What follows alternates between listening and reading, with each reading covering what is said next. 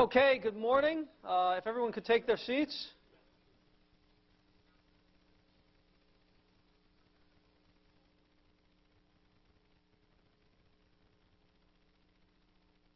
My name is Desmond Arias. I'm the director of the Peace Operations Policy Program here at George Mason University.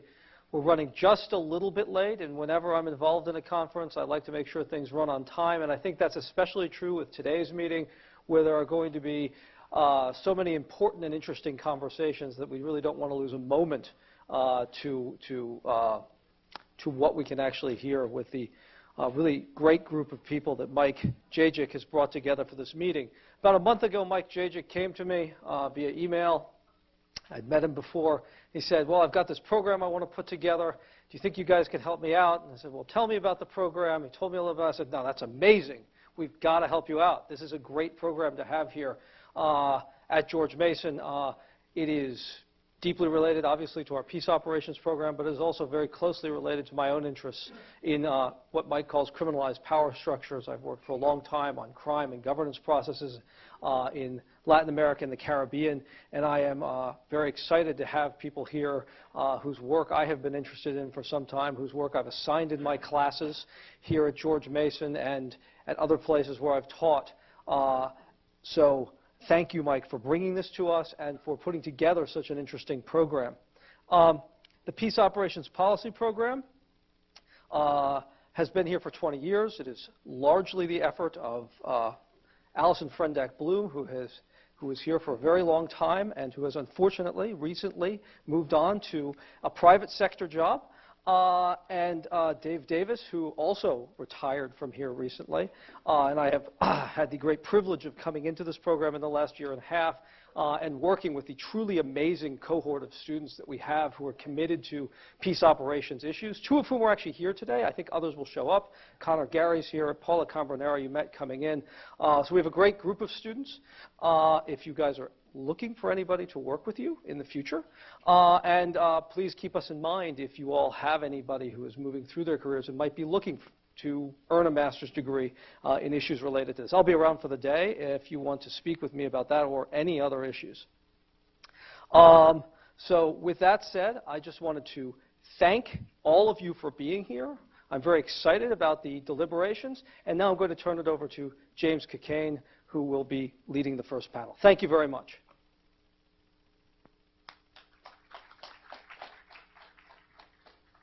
Good morning, everyone. As you just heard, my name is James Cockayne, which seems kind of appropriate for a discussion of criminalized power structures. But my sister, who is a doctor, tells me that being Dr. Cockayne is much worse than being Mr. Cockayne. She gets a lot of interesting walk-ins. It's a great pleasure to be with you this morning and with such a terrific group. Thank you to Des Arias for hosting us today and to Mike Dziedzic for putting together such a terrific group. As Des said, we really want to get on and hear from all of the speakers this morning. But before we do, just a couple of quick points. First, it's a real pleasure to have with us also Under Secretary General Huck from the United Nations, who is here also partly in her capacity as a member of the high-level independent panel on peace operations, which also has a very interesting acronym. I'll let you think about that one during one or two of our sessions. It's a big beast in the room, let's just put it that way. Thank you for coming and for making the time. I think this will be a very productive discussion. We're very pleased to have you as part of it. We have an incredible wealth of expertise in the room today, and I'm looking forward to those discussions. About 20 years ago, a little over 20 years ago, the Director of Central Intelligence, Jim Woolsey, was appearing before the House Committee on Banking. And he had a little story to tell, which I think helps to frame the discussions we're going to be having today quite well. If you should chance, he said, to be in a hotel on the shores of Lake Geneva, and you're approached by a Russian gentleman in a $3,000 suit wearing a pair of Gucci loafers, and he says to you, I have a very interesting joint venture I'd like to discuss with you. Woolsey said, there are four possibilities. First, he might be exactly what he says he is, a Russian venture capitalist. Secondly, he might be an intelligence officer working under commercial cover. Third, he might be a member of an organized crime group. But the most interesting possibility, Woolsey told the committee, is the fourth one.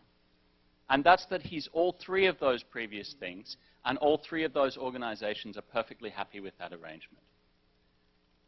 Criminalized power structures are a feature of the strategic landscape all around the world today. We hear of them in Central Asian and former Soviet states. We hear of criminalized governance in Africa. We need not go into detail to understand the role that organized crime plays in democratic campaign finance in the Western Hemisphere. Many places around the world are dealing with the impacts on democracy and stability of the role of organized crime. So we're really very lucky to have with us today such a powerful group of experienced practitioners to bring some very practical, policy-focused insights to this discussion. And we'll kick the proceedings off with one who's preeminent amongst them and has done a great deal to move discussion in this area forward over the last few years. Mike, the floor is yours.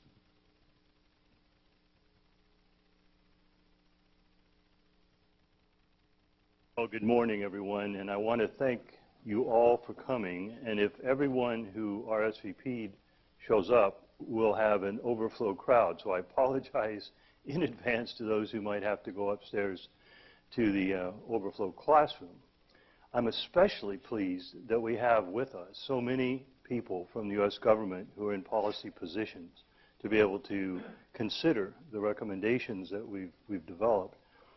A week ago at the U.S. Institute of Peace, the Deputy Secretary of State spoke along with members of the panel about their process. But he made this point. He said peacekeeping is a critical function for the United States. And the fact that we have so many people from the government here with us today manifests the belief in that point. You can't organize an event like this with, I think Hillary Clinton said, it takes a village. And it certainly did in this case. And Desmond, I have to thank you from the bottom of my heart for providing this magnificent facility. It has all the things we need, a meeting space and classrooms for our breakout sessions. That's hard to find. But it's fitting that we should meet here. You have the only master's program in the country on peace operations. So this is where we should be discussing this issue, the predominant spoiler of peace operations. But it does take a village. Where's Chip House from the Alliance for Peace Building has supported this process with workshops and certainly has been a patron saint, really, of this entire effort. So Chip, thank you for getting us to this point. TRAC, the Transnational Crime and Corruption Center, thank you. I'm sorry I didn't have a chance to meet you yet. Has an extensive list of people who are interested in this issue, and certainly I would like to work with you to make sure that the proceedings here get out to your constituency. We have two sponsors from Romania, the Center for Balkan Strategies and Global Focus. They have funding to publish the book in Romanian and Russian and to develop educational tools, which is going to be the next step, so that we can get the word out to the policy community either directly or certainly through students who will become policymakers. And certainly, saving the best for last, John Holman from PAX Advisory that provided the funding to make this event possible. But this would, Paul, great to see you, my friend. Paul Keating and Amira Haq from the high-level panel on peace operations. This would be really largely an academic discussion without your presence to help us to translate these ideas into practice. The purpose. And I don't think anyone could express it any better than the president of the panel last week at the U.S. Institute of Peace, José Ramos Horta, former president of East Timor. Actually, I'm going to have to take I want to quote him accurately, but he told an anecdote, and I didn't take down the name of the child, because he gave her name first, and then he said why. He was in South Sudan. He was at a UN refugee camp, and this child emerged from the desolate wastes, leading her blind grandfather for 3 or 4 hours to get there. And he gave us her name, and he said, I don't want this report to be titled the Ramos Horta report. And he gave us her name, and I didn't write it down because he had said it first. But he's going to title it after the constituency that the UN is there to serve. And that says a lot about him, and his genuine humility kind of reminds me of Pope Francis. He's really quite an impressive person. But this is what he then said. I don't have my glasses on. Why the panel? To answer the question, why have we failed? And whether we can deliver peace to her. That's what is driving him. That is what's driving, I believe, I can't speak for all of you, but you wouldn't be here unless you shared that passion. And then he went on to say, not just South Sudan, but are we, the UN, but let's extend that to the United States and the international community. Are we fit for purpose? Kofi Annan in 2005 stated that 50% of the interventions, the conflicts that the UN goes in to try to stabilize and resolve, revert to conflict after 5 years.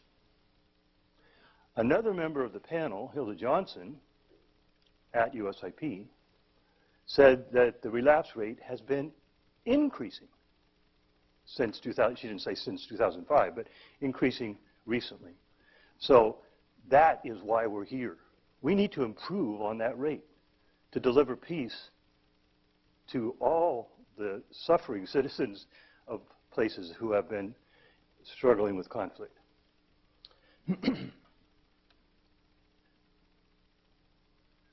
And this is our, the essence of the message is that there are spoilers of peace processes, and they are, Steve Stedman gave us that term in 1997, and we've put it into our vernacular, and what I'm hoping to accomplish today in my presentation and in our morning discussions is to provide the empirical data, and you have it in your folders.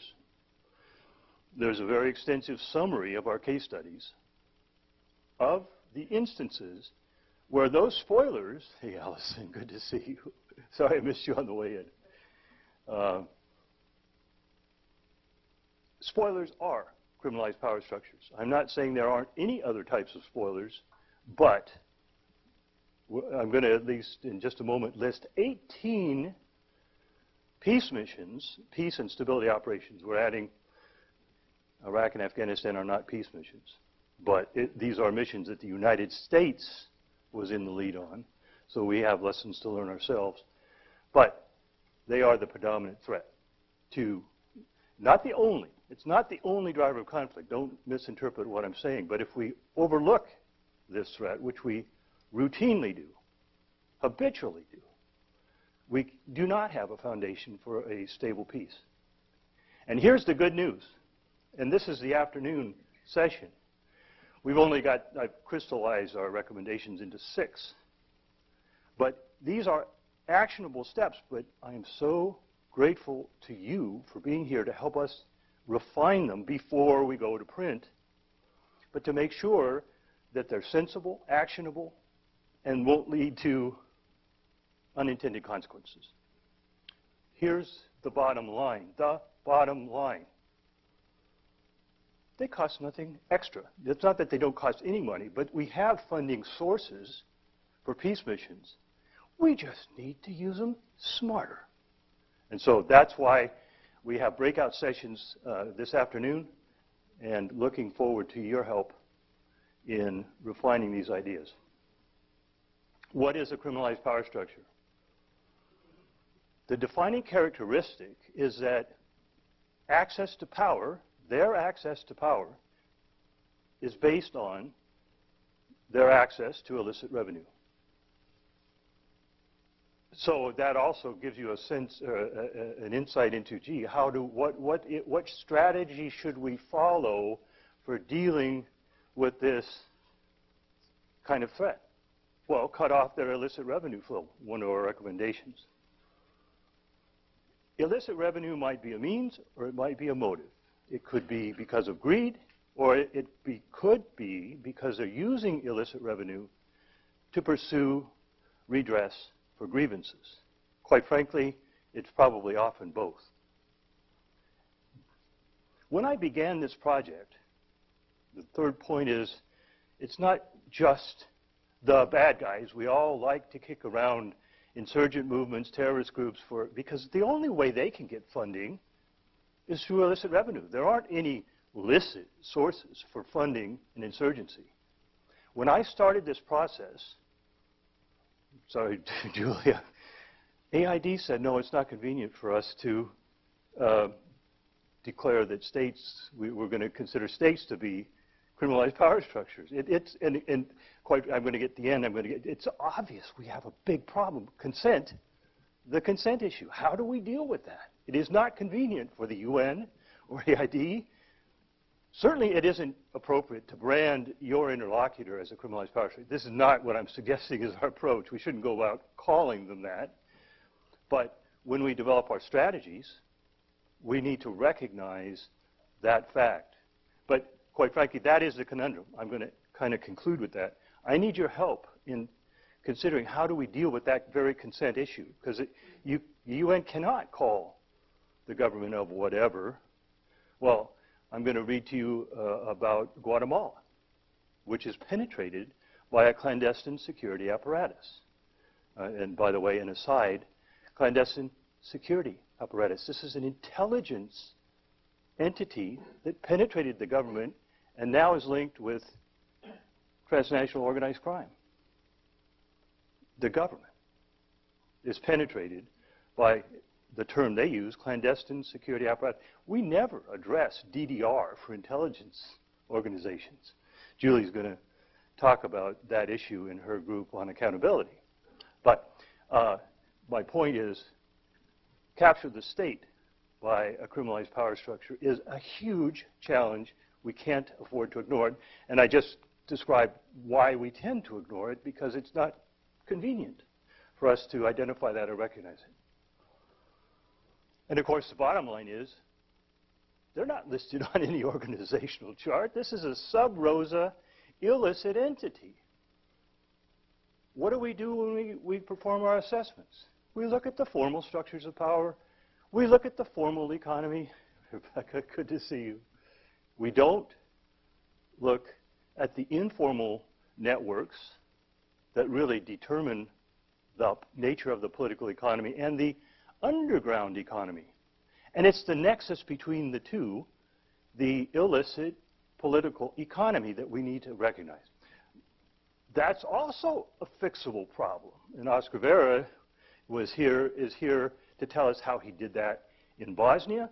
He's developed a methodology. He's applied it in Yemen and elsewhere around the world. It is not rocket science. We can do this. And if we do this, we'll at least come armed with the authorities and the resources to be able to address this problem. Okay, so that's what a criminalized power structure is. And James, I didn't have time to really time my presentation. I think it's going to be about half an hour. I want to leave time for questions, but we've got some slop. Steve Stedman, I said we'll end at 12:15, but we've really got till 12:30. You'll get hungry, I'm sure, but you got pastries outside. Grab some pastries over the break. We may end up going, we've got an extra 15 minutes of slop. Okay, there are 18 cases listed here. We could, we don't have time to discuss each one or whether it is or whether it isn't. The 10 that are underlined, you've got documentation of what the criminalized power structures were, how we overlooked them, what the consequence was, what the strategy was, and whether it succeeded or not. And of course, the purpose of the book is to figure out what works and what doesn't. There are 5 cases, 4 of them are up there, 5 cases that Steve Stedman studied when and he used to develop the concept of spoilers. 4 of the 5, at least, are cases of criminalized power structures. Rwanda, I'm going to talk about that in just a moment, about the Akazu. Angola, Jonas Savimbi using diamonds. Insurgent movements use illicit resources as a general rule, but his illicit resource was looting of the natural resources of Angola. And Cambodia, too, and this is an interesting point, both, if you will, the insurgent movement, the Khmer Rouge, and what became the government, Hun Sen, were both illicit power structures, criminalized power structures. The 5th one I just don't know enough about, Mozambique. Renamo might, well, it was an insurgent movement, so it probably would, but it's not one of the big examples. I've got 18 here, not counting that. And of course, we started the book about 4 years ago, so we didn't do Mali, we didn't do South Sudan, we didn't do some of the recent cases. And they could be added. And you could add, if you wanted to add places where there's likely to be an intervention, where the conflict started because of the criminalized nature of the Assad regime and Ukraine. So this is not just a past phenomenon, this is a current phenomenon that we need to be able to come to grips with. Rwanda. Okay, the conventional wisdom is that the conflict, Hutus and Tutsis. Bruce Jones, member of the panel, in Making Peace, Losing the War, fabulous article, and I use it in all my courses, tells us what really was the source of this conflict. It was a northern Rwandan tribe. The nickname is Akazu. It's not the name of, I think Akazu means small little hut, but basically in Latin America they would call it the Camarilla or Mexico. But it's the patron-client network. And the Arusha Accords threatened their 30-year grip on power and the resources of the state. That's why they organized the genocide. And of course, General Romeo Dallaire got wind of that and never got support to do anything about it. He knew about the impending genocide 4 months before it happened. But we didn't provide him with the resources to deal with it. And the genocide was perpetrated because of it. Not because of ethnic hatred. They stirred up ethnic animosity. They trained the Interahamwe to kill people with machetes. And we knew it. But we didn't have a strategy. We didn't have the U.S. wouldn't let it happen after Black Hawk Down. I mean, it's not condemnation of the UN. Let's think about, the rest of us need to think about what happened. But we overlooked this problem. The first victims were moderate Hutus, not Tutsis.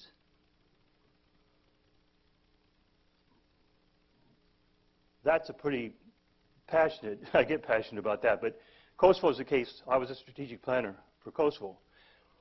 Milosevic did the same thing as the Akazu. He stirred up ethnic hatred in Yugoslavia generally by declaring Greater Serbia. But there clearly was and is an ethnic divide in Kosovo. So I'm not saying criminalized power structures are the be-all and end-all and the only driver of conflict. However, it did drive the conflict within the Kosovar Albanian community. 6 weeks after the bombing campaign ended, Ibrahim Rugova was the pacifist leader of Kosovo, but he was the contender for power, according to, in the perception of the KLA, he was their threat to rule. So the KLA assassinated, tortured his bodyguards who were still in Kosovo. That was 6 weeks after, but it took the mission 6 months to figure that out.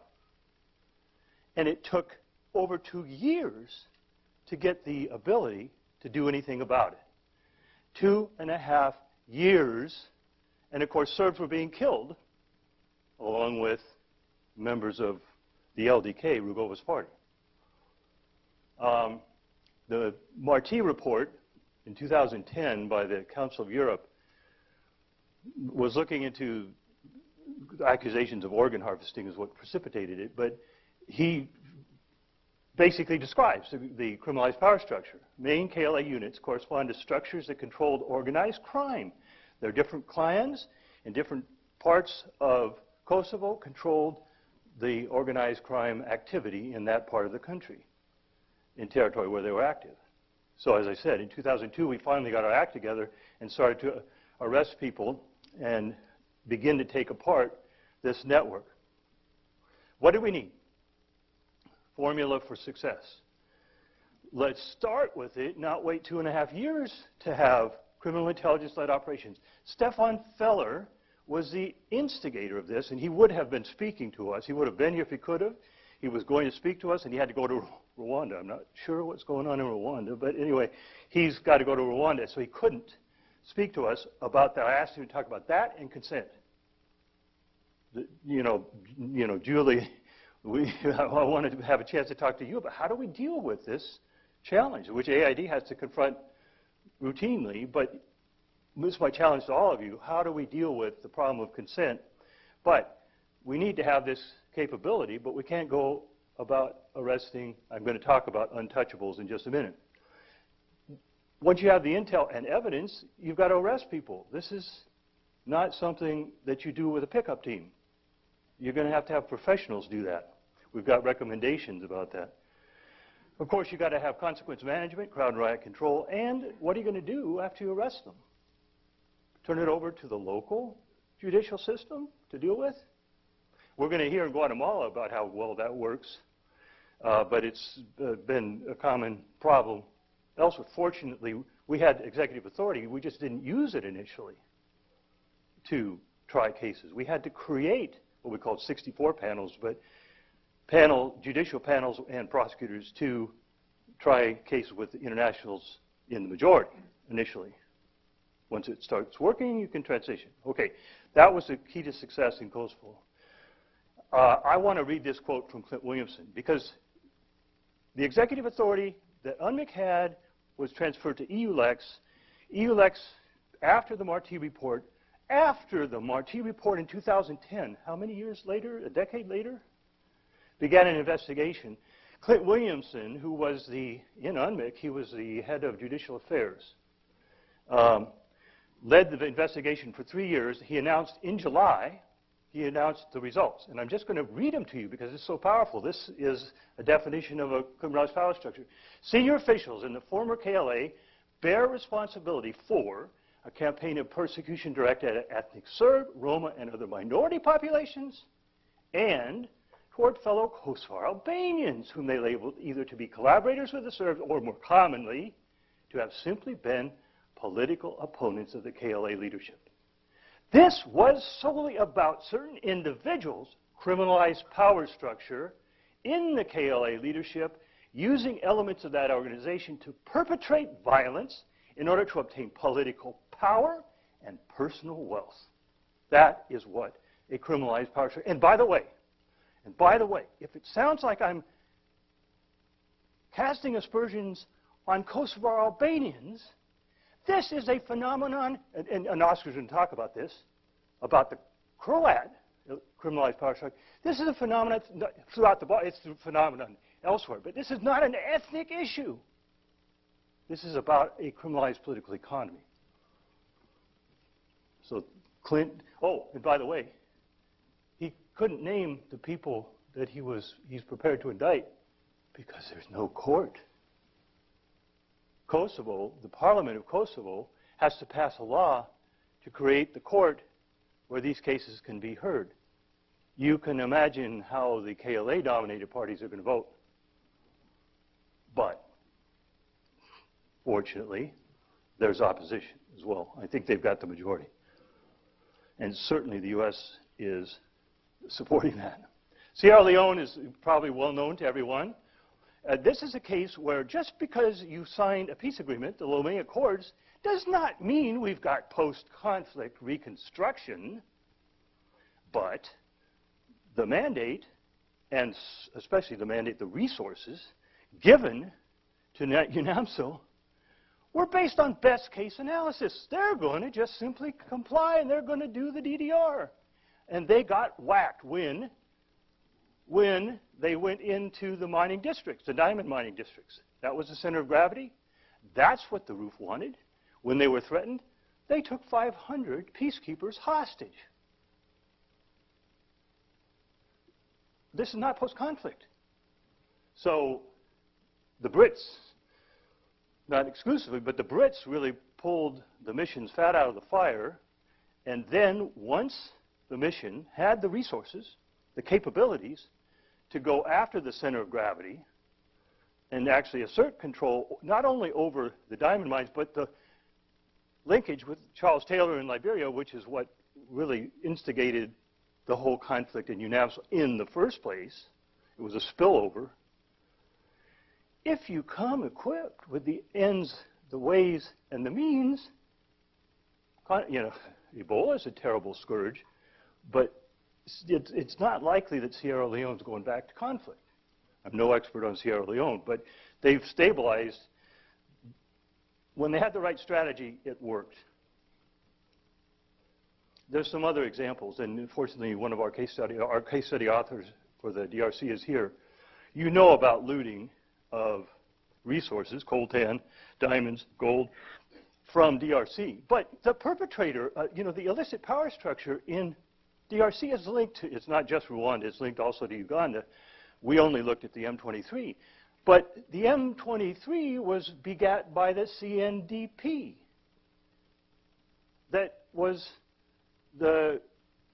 proceeded from the RCD Goma, which was created by the Rwandan Patriotic Front of Paul Kagame. In 1999, in Bill Birch's book, 21st Century Peacekeeping, John Prendergast provides this statistic, 1999. I mean, I don't have it for all years, but the Congo desk of the Rwandan government made $320 million from extracting illicit resources, looting the natural resources of DRC.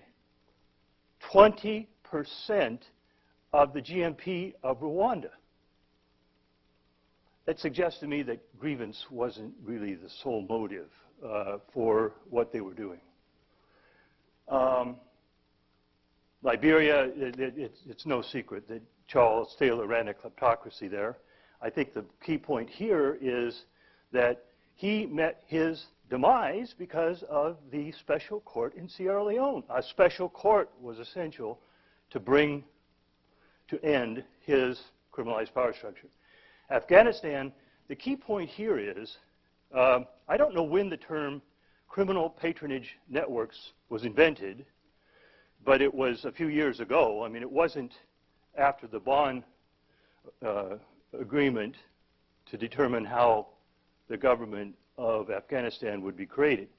My point is, we the U.S., not the UN, we the U.S. presided over the creation of a government that was in the grip of a criminalized power structure, criminal patronage networks. And Michael Hartman is head of rule of law in Afghanistan now, and he was there earlier as well, who can certainly speak to this issue. We're going to, later in the morning, we'll talk about Bosnia, Haiti, and I'm going to read a statement from, okay, I'll tell you why. Carlos Casarsana, the head of CICIG, which is the Commission to Combat Impunity in Guatemala. I'm spacing on the year when it started, about 2006, I think. Anyway, he was the head for 3 years, and he wrote our chapter, and they made considerable success. He's a courageous man. He had attempts on his life, and he persisted for 3 years. But he wouldn't come. Why? Why wouldn't he speak to us? Because the mandate of CICIG is up for renewal. And who decides whether they get a new mandate? The government of Guatemala. You understand immediately the conundrum when your mandate is in the hands of an entity that's penetrated by clandestine security apparatus and it hasn't been evicted or impunity hasn't ended yet. At any rate, I'll read his statement in just a minute. And how am I doing on time? 3 minutes? Okay. All right, very quickly, we identify 3 types. They're similar to, but not the same as what Steve Stedman comes up with. Irreconcilables. There's no negotiating. By definition, there's no negotiating with an irreconcilable. This is really what we think about, what we think of when we hear the term spoiler. They're using violence to obstruct the peace process. But if they have negotiable interests, obviously diplomacy is suitable. And supporters of the peace process were not on Steve Stedman's radar screen. I'm going to tell you why why we need to be concerned. The success rate. Irreconcilables, other than the failure, we've succeeded in most cases. This is still in doubt and up for grabs. And if CSIG leaves, I think it'll not only go back to failure, but everybody who worked with CSIG is going to be in jeopardy. But I would not take from this the fact that these were successes, that the strategy that was used was the right one. Because a rope-a-dope strategy, going in when you're on the basis of best case analysis without the resources, bringing the mission to the cusp of calamity is not the way to go, and then finally getting it right a few years later, the consequences to the civilians we're there to protect are too dire. So they were eventually successes, but after they figured out that they were really confronted by irreconcilables. The scorecard here is partial success, force and diplomacy, negotiation worked, but the reason they're only partial successes is, in basically most of those cases, there's not rule of law. The ruling elites still have impunity, which is to say there's still the risk of state capture. I'm going to be quick. This is the most interesting. This is counterintuitive. I did not have this in my mind at all when we started this research. Afghanistan. The only reason I say it's partial failure is that Karzai was not allowed to return to office. Otherwise, it would be a failure. But now we at least have the prospect with Ashraf Ghani of reversing course. Clearly, Nouri al-Maliki, there were 150,000 troops supposedly on the records in Iraq before Islamic State invaded, if you will. And really, now the government, the new government, Maliki's replacement, al-Awadi I think it is, 50,000 is all they really had. Corruption put them in the position to lose. So that's a clear failure. The partial success here is owing not to the peace process, but to civil society, to free press, to an independent judiciary taking on the illicit connections between the paramilitaries and the Uribe government. That's a formula for success. Variable is the conclusion in terms of the strategies. If you're dealing with an irreconcilable, force is the only option. If you're dealing with a obstructionist that uses violence, but there are negotiable interests, force and diplomacy is needed. And for a supporter of the peace process, you can't use force. You've got to use other tools. So, I mean, but the constants are depriving them of their illicit revenue and developing legitimate institutions to provide an attractive alternative to illicit sources of wealth and power. So, this is Len Hawley, Jock Covey, and I did a book called Quest for Viable Peace. Jock couldn't be here. He's having back surgery. Enzo Coppola can't be here because he got bronchitis. Steve Stedman has sinusitis, and he can't be here, but he's at least speaking to us. I hope that's correlation without causation. But at any rate, this is what we distilled out of the experience in Kosovo, but would say this is the formula, the strategy. Jock had this mantra: support those who support the peace process and oppose those who oppose it. Those who oppose it are criminalized power structures. We need to figure out how to diminish their means and their motivations for violent conflict. And how do you diminish their motivation? Provide them with at least a more attractive, but an alternative that's legitimate and licit. And we discuss the military dimensions of that, the rule of law dimensions of that, the economic dimensions of that across all lines of effort. I'm almost done. So, conclusions. This is the consent issue. Criminalized power structures aren't going to consent freely to depriving them of their illicit revenue or their illicit access to power, manipulation of elections, for example. So how do we deal with that? Dismantle their networks and go after especially their enablers. Sever their illicit financing and come early with the means to deal with this problem. Don't wait 2 to 3.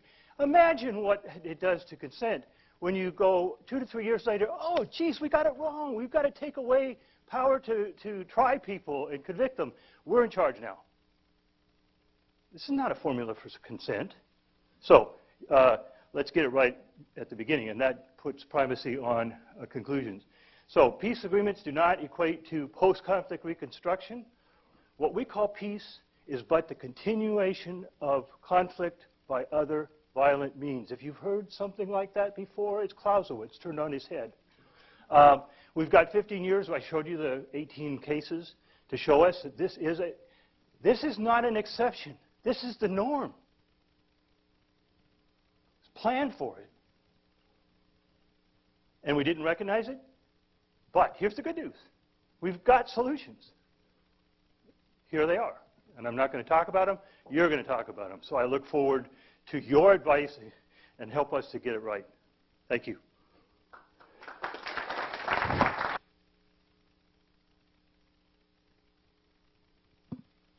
Mike, thank you very much for getting the ball rolling. And you've painted a very rich tapestry. We have about 15 minutes now. Oscar, you have a small reprieve for Q&A. So keep your mic on or access to a mic.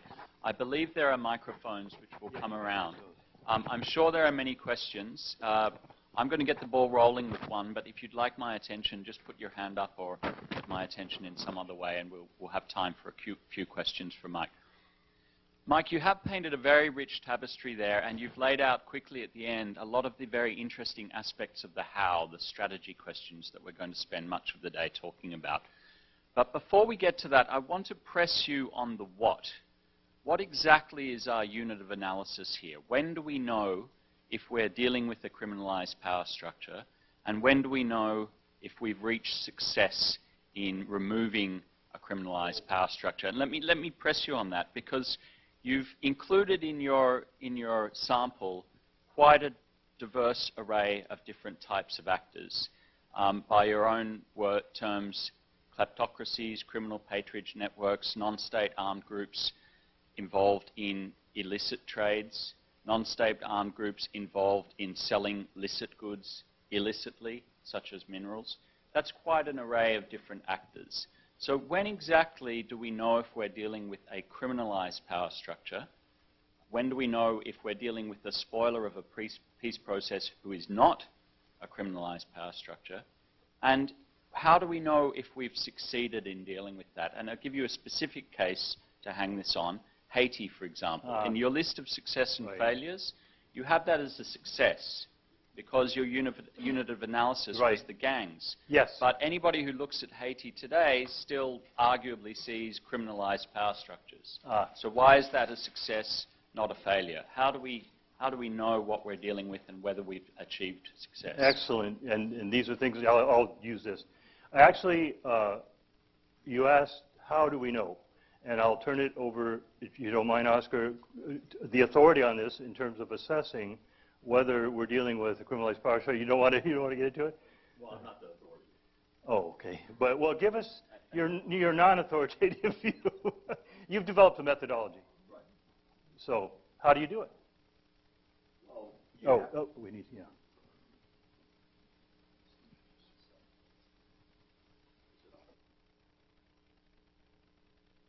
Well, you have to look at beyond the people and organizations that are directly involved in the conflict.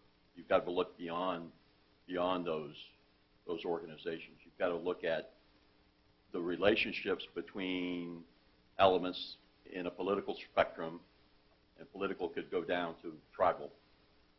In a political spectrum, you have to look at it from a military, paramilitary aspect. You know, what are the connections? You've got to look at it from an economic spectrum, which includes legitimate economy all the way down to the organized crime. And then you certainly have to look at it into one of the most powerful elements, and those are institutions. Whether it's the media, who really controls the media, who benefits, why, NGOs that may be functioning in the country that come from external resources. Why are they there? Who benefits? The intelligence services, police, the judiciary. Because if you begin to peel the layers back and you find the relationships, and then you look for what are the exchanges of power. If a political organization has a relationship with an organized crime family, what is going on there? Why do they have that relationship? How does the political structure benefit from the power of the organized crime family? Is it just simply money, or are they using them to wipe out political opposition and intimidate? And when you begin to examine that, then you can start into prioritizing what needs to be broken apart through legal means, and you go after it in a systematic way and look at not just the immediate effect, but look at the second, third, and fourth order effect. What is going to happen if we do this? And then you begin to take it apart, and you measure those effects, and that helps you avoid failure and unintended consequences. And too often we've acted against a particular organization or group, and we were dealt with very bad unintended consequences. No, what Oscar just got into was a bit about translating the assessment into the strategy, which he did with Len Hawley when he was at the NSC dealing with, well, Len did 40 Paul Mill plans, but Oscar was dealing with him with regard to Bosnia. So that's a critical linkage, and you implied it but didn't mention it, the regional support network. I know you assessed that. I just wanted to, yeah, right. So he has a methodology, but there are a lot of methodologies, and we need to get together and talk about, answer your question. Right. So now your second question was how do you, the unit of measure, and that is a critical question. I mean, so when I say success, it's success against the criminalized power structure, not success of the overall mission. Okay, so that's I'm not saying the mission was successful in Haiti. I'm saying that, and the reason, and David Beer is going to talk about it, but the reason I call it a success is that the nexus between the gangs and the political structure was broken. And success is measured in terms of whether the criminalized power structure still constitutes a threat to peace. Just the criminalized power structure, not any other drivers of conflict. So, you know, the success doesn't mean that Haiti's mission was a success. Great, thank you. I think that gives us a lot more to focus on as we go through the day. Clearly, there's a question, though, still about what types or degrees of linkage between politics and crime bring a particular case into your sample. I'm not sure it's as simple as what a judge famously said about pornography, that we know it when we see it.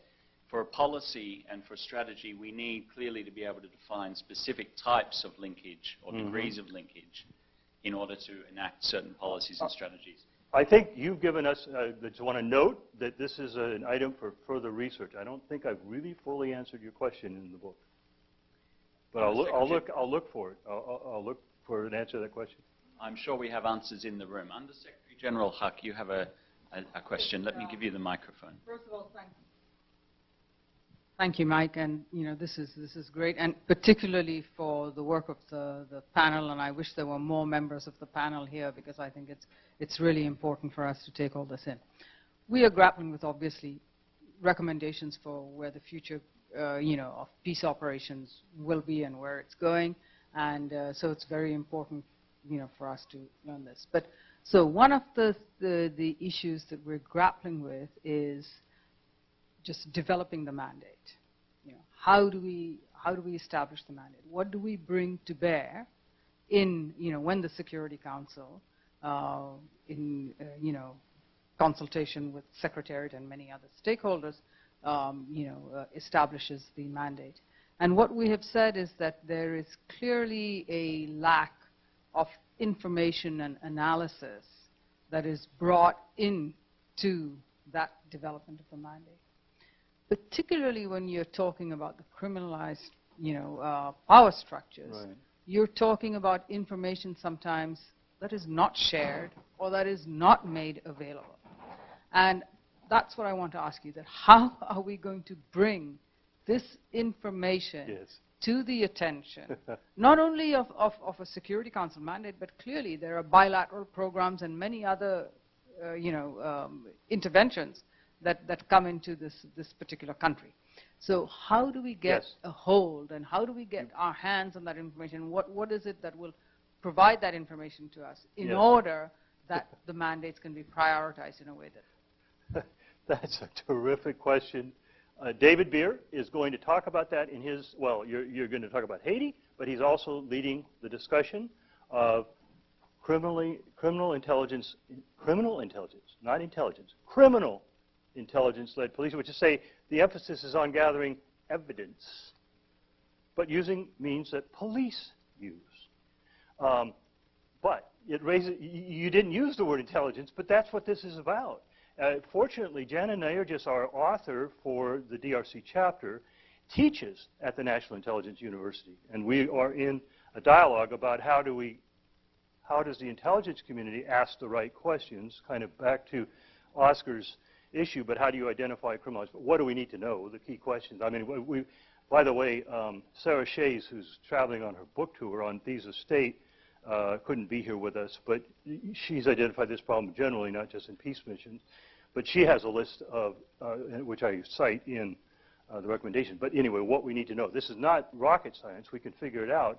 But we need to get the intelligence community then, first of all, to ask the, what are they called, IEs, Essential Elements of Information or whatever, EI. But, so asking the right question. But then how do you feed that into the UN? And David and I have been having some exchanges because there's well, I asked Ian Martin this question in our breakout panel about, there is a thing called the Joint Mission Analysis Center. That's after they get in. So before they get in, to get the mandate, you need to have the intelligence. You need to be, it needs to be provided. I don't know if Jim Shearer is here yet, but he was the former head, DASD, Deputy Assistant Secretary of Defense, for Partnership Strategy.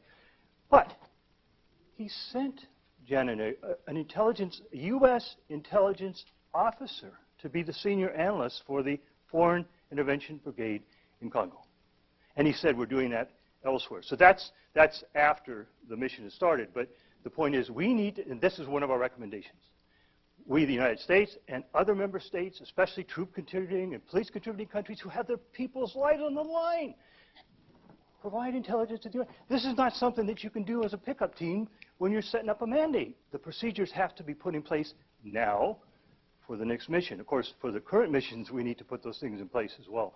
So how can countries provide intelligence? I can't answer your question. This is a complicated, it's a very fraught issue, but as Ian Martin said when we discussed this, well, there was a different recommendation in the Brahimi report, ISIS, and that was shot down, but it was for the UN to assess whether countries are going to need an intervention. That really sounded like spying on states, member states. What we're talking about is before the UN intervenes, member states need to tell them, are you going to have an Islamic terrorist threat that you're going to have to confront? You need to know the laydown. I mean, that's the one we recognize now. But you need to understand the nature of the threat that you're going to face. So that requires intelligence. That's what did Tony Blinken say? We need to have a fundamental rethink of how we do peacekeeping. You just identified one of the fundamental rethinks about access to intelligence before the mandate is formed, and then the ability to gather intelligence in the mission area and provide it to the Joint Mission Analysis Center. And right now, their role is strategic intelligence. They're not designed, or doctrine is not to identify the threat to the mission, the threat to civilians of where it's coming from, which means that the UN has to be everywhere, protect everybody. You're never going to have resources for that. You dismantle their networks, you no longer have the threat. I mean, it's not going to happen instantaneously, but that is the way we square the circle of not having enough resources. If you actually use your JMAC for tactical, and David did that. I mean, he set it in place so it could happen. He wasn't there when it happened, but he gave them, he's going to talk about it. So would you please address that issue? And then, of course, in the afternoon, he'll guide our discussion. Really look forward to the report out after your discussion. Oscar, you have a two-finger, but I warn you that if you go over 2 or 3 minutes, you'll be taking time away from yourself. So go right ahead. I'm just going to make a comment directly to you, because 90% of the information that we needed to get an idea of the framework came from open sources. Good point. You just have to do the right research, and you have to have a way of separating the wheat from the chaff and looking at and discovering what's truly important. But most of it came from open sources. And David Beer accentuates that as well, but he identifies open source, human source, and technical sources. And this is for not just understanding the laydown, it's gathering the evidence to be able to do something about it. But anyway, I'm not an expert on that, so just want to tee up the discussion. It seems to me there's two parts to that question, though. One is about the information, and open source goes a long way to answering that. But the other is the analytical part of turning the information into intelligence, and then we're back to the consent question. Because as soon as you start analyzing the information and it signals that you've got a criminalized power structure in the country that you're deploying to, in the UN, the reality to date has been that that analysis will leak to the very country that you're going into. So there are real technical and operational questions there for the UN, as well as strategic, about how to keep that analysis close hold. Are there any You've just flagged another issue we've got to grapple with. I mean, in this discussion, but all of this means nothing. Well, not nothing, because other member states can do some things, but it means nothing for the UN unless we can confront that problem. Are there any final questions for Mike before we turn over? Yes. Microphone just coming. I can talk loudly enough. No, I appreciate. Yeah, we have to for the.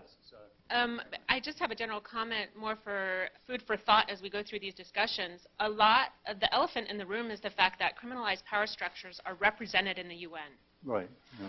So it's more than just coming up with strategies for peacekeeping and how to deal with these. It's how we're going to make it consensual at the UN headquarters level when you have the very power structures we're trying to engage represented with decision-making capacity at the Security Council level. I agree, and that's a variation on your question.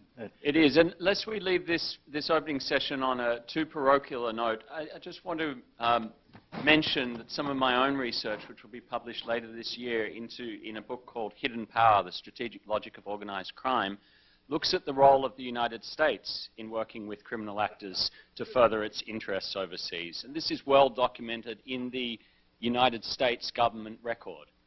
So it is certainly a case that there are criminalized power structures represented in the UN, but they may not always be necessarily and solely foreign states. It's well documented that Carrillo was a CIA source and received money. You know, that's been in the press.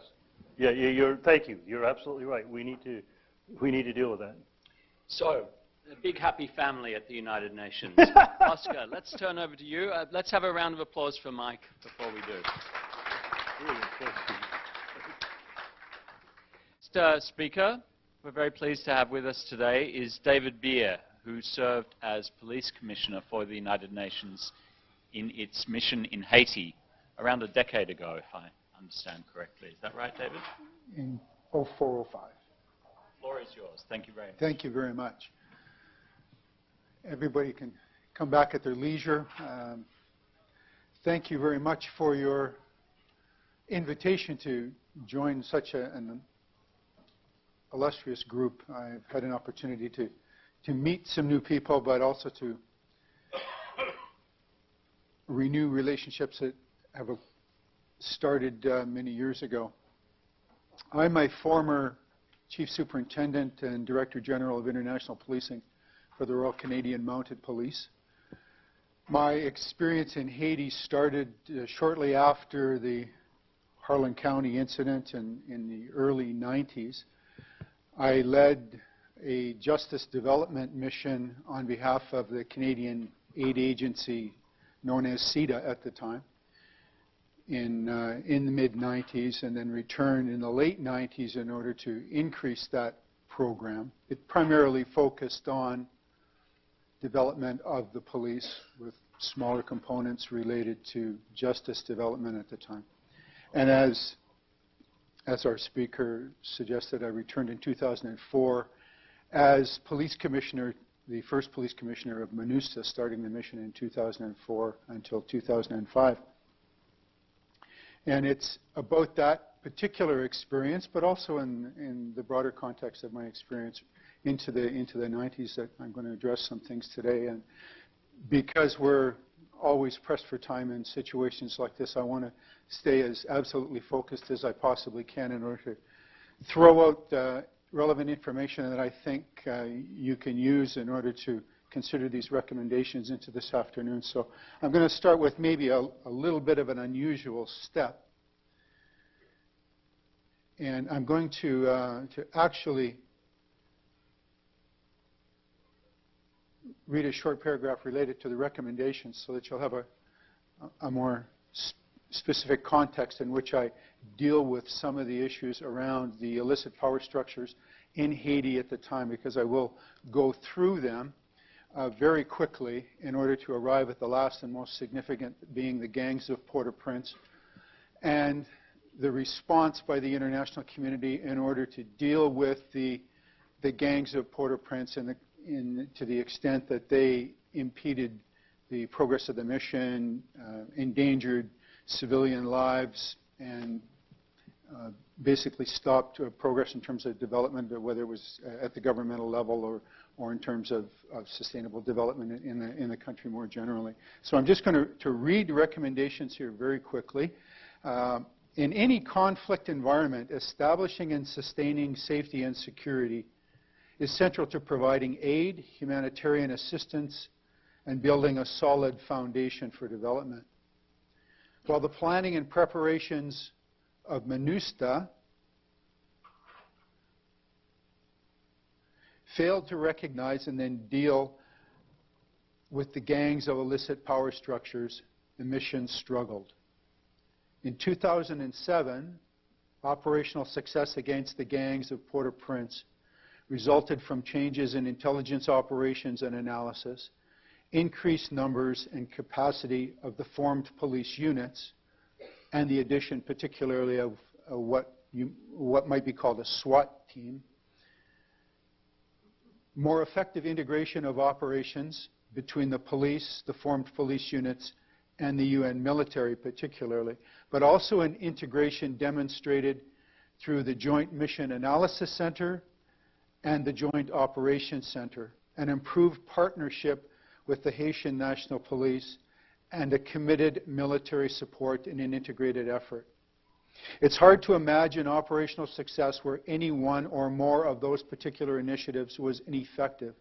And while most of those initiatives of mission structure, organization, and operations were addressed on some level by Brahimi, or the Brahimi report, as mission lessons learned, they are certainly worthy of mention again. Intelligence-led mission planning, appropriate skill sets for tasks, law enforcement accompanied by full rule of law spectrum, planning for long-term and sustainable success, and the international community leading in the confrontation against illicit power structures. Now, having reviewed that,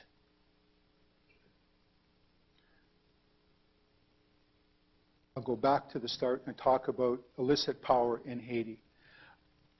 A country well known for its history as being the first black republic, but with a long history of violence, certainly one where the power and authority of government was supported by secret organizations. In recent memory, the Duvalier regime, both father and son, had illicit power structures built in parallel and inside their own government in order to protect themselves, even against their own military structure. But in the context of the era that we're talking about, post-2000, the illicit power structures could be identified as former members of the Haitian Armed Forces, the ex-FAUD, drug trafficking and organized crime. Briefly, Haiti, over the past 2 or 3 decades, has been become a major, or was a major transshipment point for cocaine from South America into the North American markets, primarily in Miami, New York, and Montreal. For a number of reasons, not the least of which it's a quick 12-hour fast boat ride from Colombia, a basically unprotected and unsupervised border, and a willing government in order to facilitate illegal transshipment of cocaine, participating and facilitating Colombian cartels in the movement of cocaine into the North American markets. A lot to discuss there, perhaps at some other time, about the evolution of that particular power structure. The third I would classify as the Haitian National Police, which, while there had been progress in the development of the police in the new era of democracy, if you will, that started with the election of Aristide in the early 90s, and the creation of a new Haitian National Police as the primary security force in the organization. Progress was definitely being made, and I'm not here to claim any success on that, but I would suggest that certainly the contributions made by the government of America were primarily responsible for that, the amount of money and time and effort that went into that. Between 1995 and 2000, there was definite progress that was being made across a number of different sections of the Haitian National Police. Now, there was weaknesses in the system. There was no progress in the justice development or in the justice system more globally. The correction system was still marred by any number of problems. All of these things would play a role in the insecurity of the next decade and the era that I'm going to speak about a little more concretely. But that to say, recruiting had taken place. There was important progress made both at the fundamental street level of policing.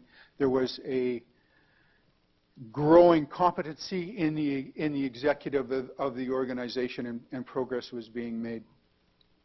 When Aristide returned to Haiti after his first exile, was reelected, and the international community essentially abandoned its effort. I shouldn't say abandoned its efforts. Let's say prioritized the massive campaigns that had been going on in Haiti to go to places like Kosovo at the end of the turn of the century, and the international community was less evident, less visible. Aristide returned, was reelected, and basically took out all of the progressive elements of the Haitian National Police, fired or replaced, or positions were abandoned with people who knew that they just simply couldn't get along with the Aristide regime. And these people were replaced by untrained, unvetted people who were supportive of the Aristide regime. So, and when that happened, when the international oversight, the little bit of international oversight that was there as part and parcel of the training, when that disappeared and the trained leaders, starting from the Director General on down, started to drift away or were fired and replaced, certain elements of the police themselves became illicit power structures responsible for drug trafficking, participating in kidnapping, all sorts of illicit activities in support of the Aristide regime. Now, don't ask me for the evidence of this, because frankly, no one ever bothered to collect it. It's almost a common almost a common reference to the history of security in Haiti when we talk about Aristide and how he protected himself with the gangs, and we're going to talk about that in a more comprehensive way. So after the Haitian police,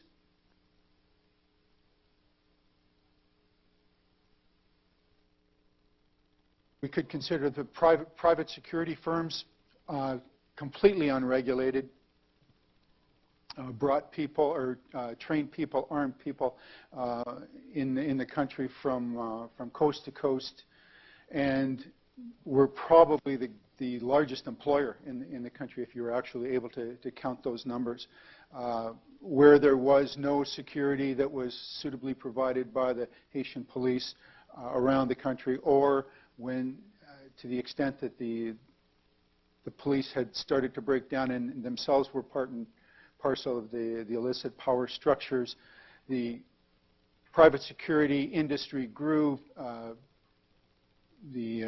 The people that could afford it, basically anybody that has any money at all, has private security. If you have a house, if you have anything of value, you have private security in the country. And because there was no regulation, then there was all sorts of room for abuse, and that included the illegal importation of arms and the traffic of arms. And finally, that leaves us with the gangs of Haiti, and particularly the gangs of Port-au-Prince.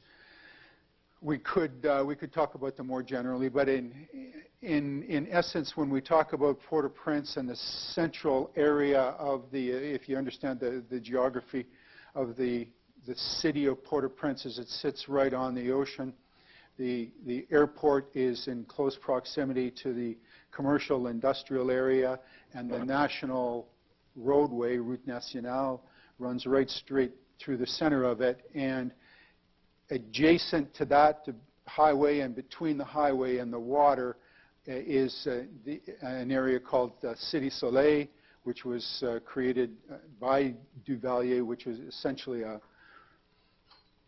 neighborhood that was created for people to live, to come from other parts of the country to live in this particular area so that they could work in the commercial districts which were on the other side of the highway. So when we talk about the gangs of Haiti as being illicit power structures, to the extent that we're talking about the capital, about the center of the economy, the center of commerce, and the extent to which the gangs were able to disrupt the economy by their violent activity, the extent to which half of the population lives in the Port-au-Prince area, we're really talking about the gangs of Port-au-Prince as opposed to the gangs of Haiti generally.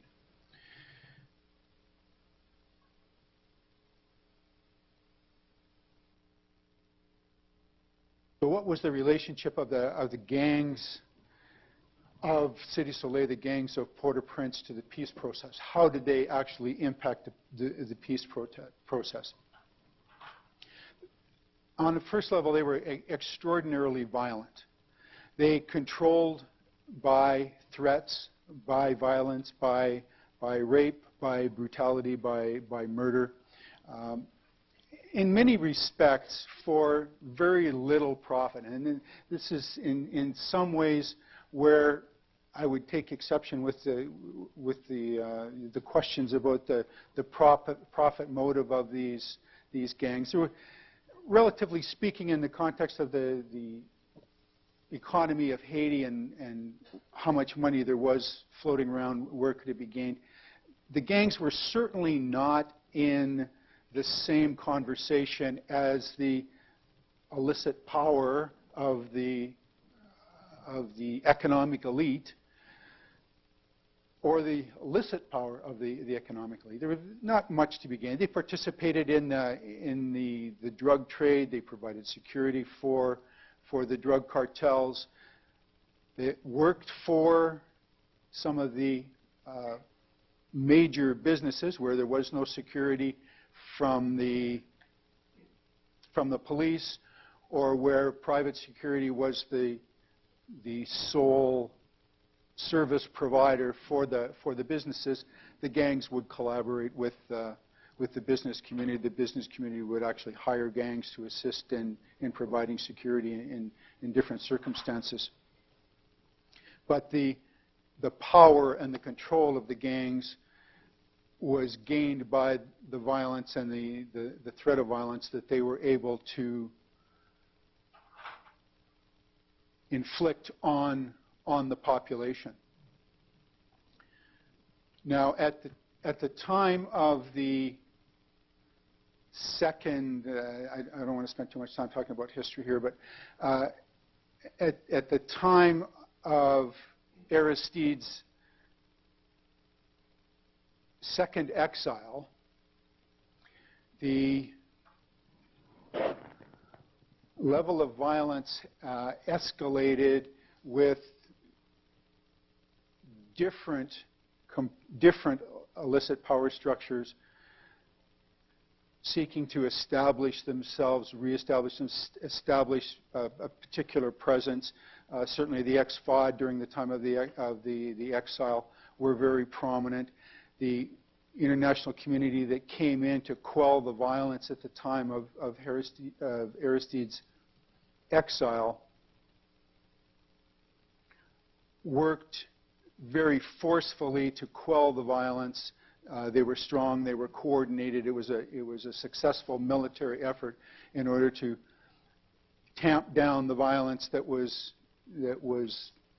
actual and threatening on the part of the ex-FOD, and indeed in the gangs around the country, but more particularly around Port-au-Prince, and those that were impacting because of the violence that they were executing, were able to impact the commerce north and south that flows through Port-au-Prince, and the extent to which the economy is directed, and the government, of course, is directed in Port-au-Prince. The multinational force was able to quell that for a period of time.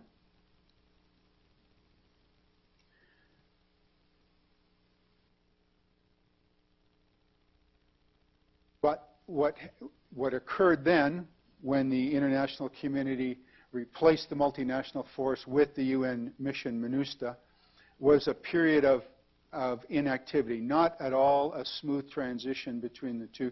The multinational force exited, the UN came in behind, but were in a very poor position to pick up the pieces that had been left behind by the multinational force. The UN MINUSTAH mission was not ready to deploy. Certainly the security forces were very slow to roll out.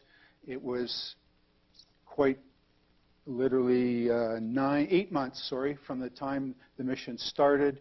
I'd have to count that again, but I think 8 months from the time the mission started until the military component declared itself ready to participate in operations. So that was between the spring and the winter of 2004-2005. And in that period of time, the gangs reemerged where they had,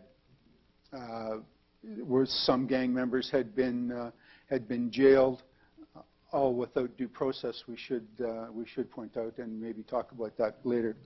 But where some gang members had been arrested and detained, put into prison, and the gang activity quelled to a certain degree. It started to bubble up immediately after the UN arrived, in the multilateral force, which had been well organized, well coordinated, strong military component had been replaced by one which didn't have the resources that it needed to do the business, but then found itself confronted with a situation where there was a strong mandate, albeit not an executive mandate. There was no authority to act as the principal security agency in the country, but rather just simply to support it. The gangs came back to life, resisted the peace process, became very violent against the UN, employing guerrilla-like tactics in attacking the UN resources. The ability of the international community, of the UN particularly, to provide aid was impeded by the violence of the gangs, the extent to which they controlled the major highway north and south, the extent to which they could control activities on the port by their violent activities. Kidnapping started to increase as another activity of the gangs. And from a political perspective, the mandate and the priority and the focus both of the UN and the host government, which was an interim government headed by an interim Prime Minister, Gerard Latortue, was impeded by this violence that popped back up on the part of the gangs of Port-au-Prince in the absence of that strong multinational force which had now departed. And the political impediment came primarily from the fact that violence and dealing with the violence and the UN's response to the violence from a security perspective became the overwhelming and the all-consuming activity both of the government and the UN. All of the issues related to aid, first steps of longer-term development, humanitarian assistance were pushed to the side while, and I mean that literally as well as figuratively, were set aside, were slowed down, were secondary issues where both the government and the UN, the international community more broadly, had to deal with the security situation.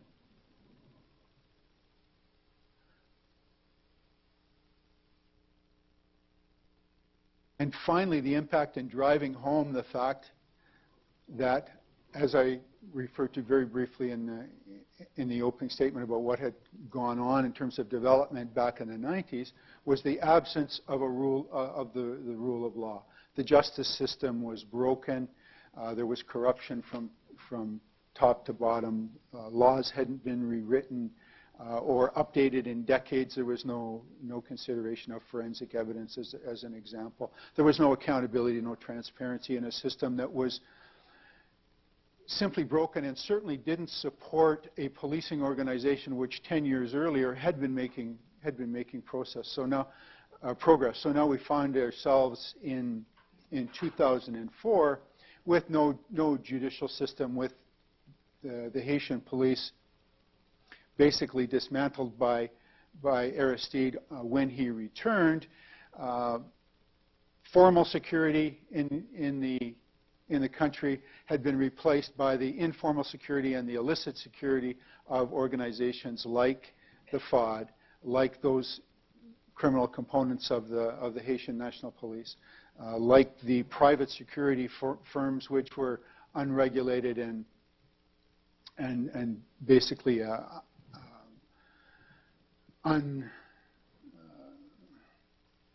uncontrolled in terms of their size and what they did, and certainly not accountable in any way.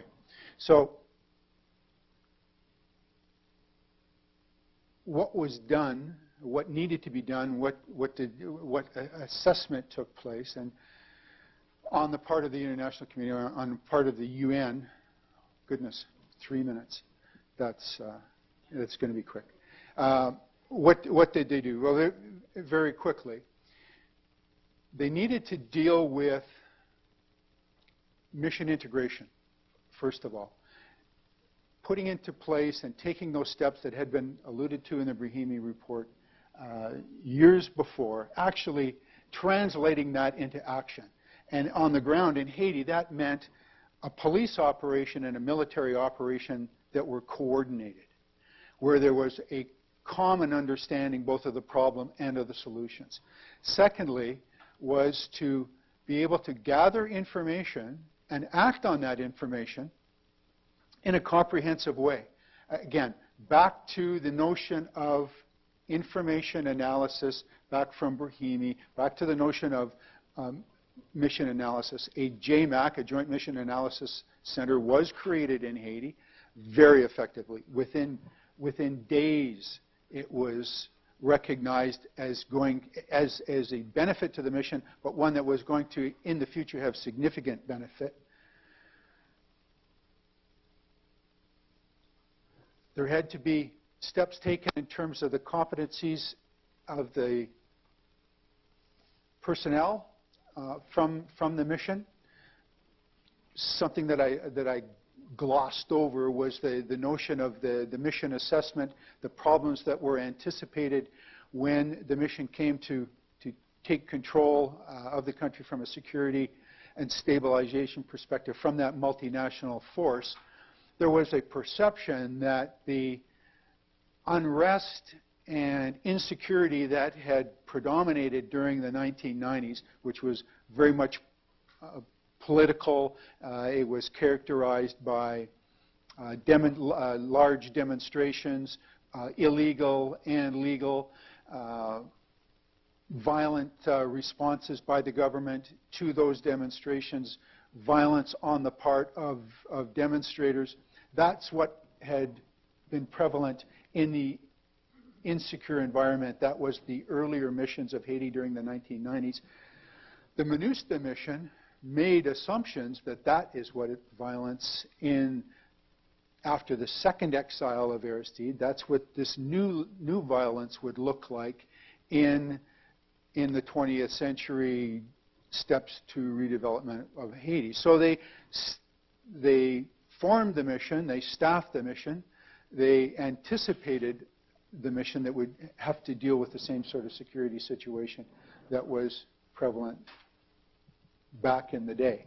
What they didn't consider and what they weren't prepared to deal with was the emergence of the gangs as a violent impediment to the safety and security of the country, to the citizens of the country, and an impediment to the progress of the mission.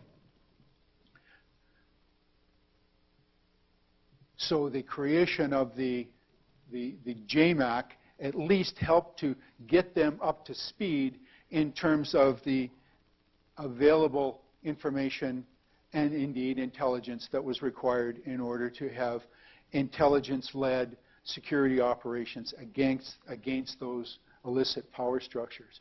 And there were later, not during the time that I was there, but over a period of time, as the UN became more comfortable in that environment and saw the benefits of the JMAC, they became, and indeed they were confronted with more years of no progress on the part of the mission because of the impediments that the gangs were putting in the way. They became forced into that situation where they would have to allow the JMAC and the intelligence process. When I say the intelligence process, I mean the collection, the collation, the analysis of intelligence, and then action in response to that. They had to allow that. And that's when the JMAC started to produce actual tactical files called basically it's target analysis and target projects where they would identify gang leaders and identify particular gangs, gather intelligence about those particular gangs, and then take offensive action against those particular gangs. And one by one, gangs were dismantled, disrupted, people were arrested, put into custody. The impact and the power of the gangs was significantly reduced by 2008, 2009. Progress was starting to be made. Things were at least moving. It was a more receptive environment for those other aspects of the UN mission, the aid and the development aspects that hadn't been concentrated on in the first few years because of the absolute need to focus on the security. So progress started to be made. There were adjustments made to the human resource structure of the police. There were more formed police units were brought in. There was a quote-unquote SWAT capacity developed or recruited from Jordan and attached to the formed police units in order to take specific, almost counterterrorism type tactical measures against the gangs. A lot to talk about the capacities of formed police units and not, but that's a discussion for another day. The point being is that the UN, realizing the mistakes that had been made at the start of the mission in terms of its mission preparation and its understanding of the mandate, its ability to deal with the security impediments, that being the gangs, had to be addressed in terms of a better intelligence capacity in the mission itself. And in this context, intelligence-led policing proved to be successful in getting a level of security in the, I don't want to say defeating the gangs, because that didn't occur, okay? Getting a level of security where the mandate, the specific aspects of a complex mandate related to aid and humanitarian assistance and steps of development where that could start to evolve where it really hadn't in the first few years. So I'm going to stop there because I can. It's unfortunate, but I can talk about Haiti forever, and I love to talk about Haiti. It's anyone that's spent any time there will tell you that it gets into your blood like dengue fever, and once it's there forever. So first question, you were mentioning the challenges with private security companies. Yes. Can you also speak a little bit to best rule of law practices for private military companies, private security companies, particularly those that are going to be employed by Department of Defense as contractors or Department of State? It's interesting. I think it's fair to say that if you were to cook up a recommendation specifically focused on private security, that one of your recommendations would be to examine the extent to which private security exists in the country. It's not, and it wasn't never a situation where the international community engaged private security in order to do its bidding, where of course that has happened in some other countries like Iraq and like Afghanistan.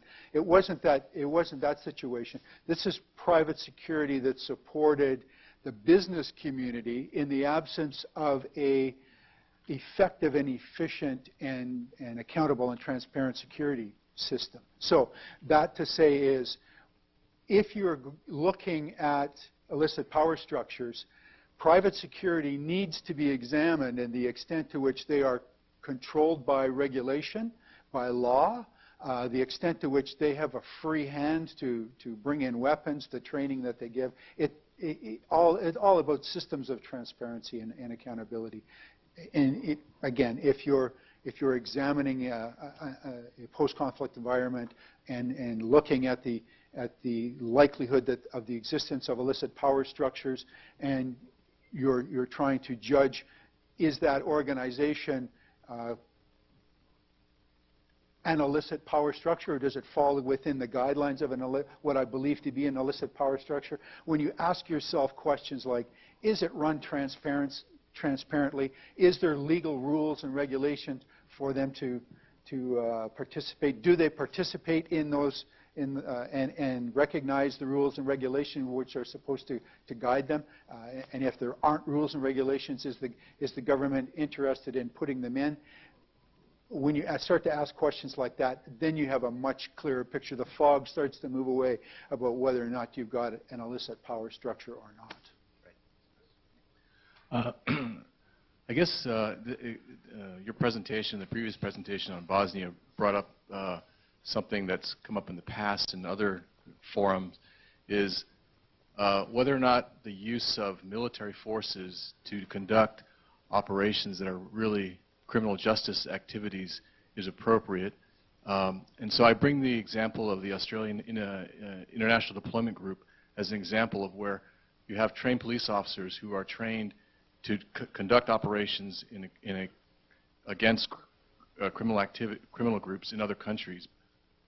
We don't have something like that in the United States. We don't have a group of police officers who are reservists, who have deployed, who have trained, who have doctrine, et cetera, et cetera, et cetera. So I was just wondering, and maybe some people in the audience already know about this, but I was just wondering, in your experience in Haiti, similar to the IPTF in Bosnia, who were basically recruited police officers who retired and then they went and came and that was it. Would there have been a use of such a force of police officers, whether from the U.S. or from other countries, who had the training, who had the right mindset to deal with the criminal justice system, as opposed to sending military forces who who really are not trained and equipped to do that kind of activity? Well, that's there's a whole bunch of questions rolled into that, and I'll say this statement in direct response. Yes, there is a role for a more robust international police capacity to bridge the gap between military operations and call them the normal domestic police duties and responsibilities that you hope will be part and parcel of the security environment after you've secured it. There's that gap.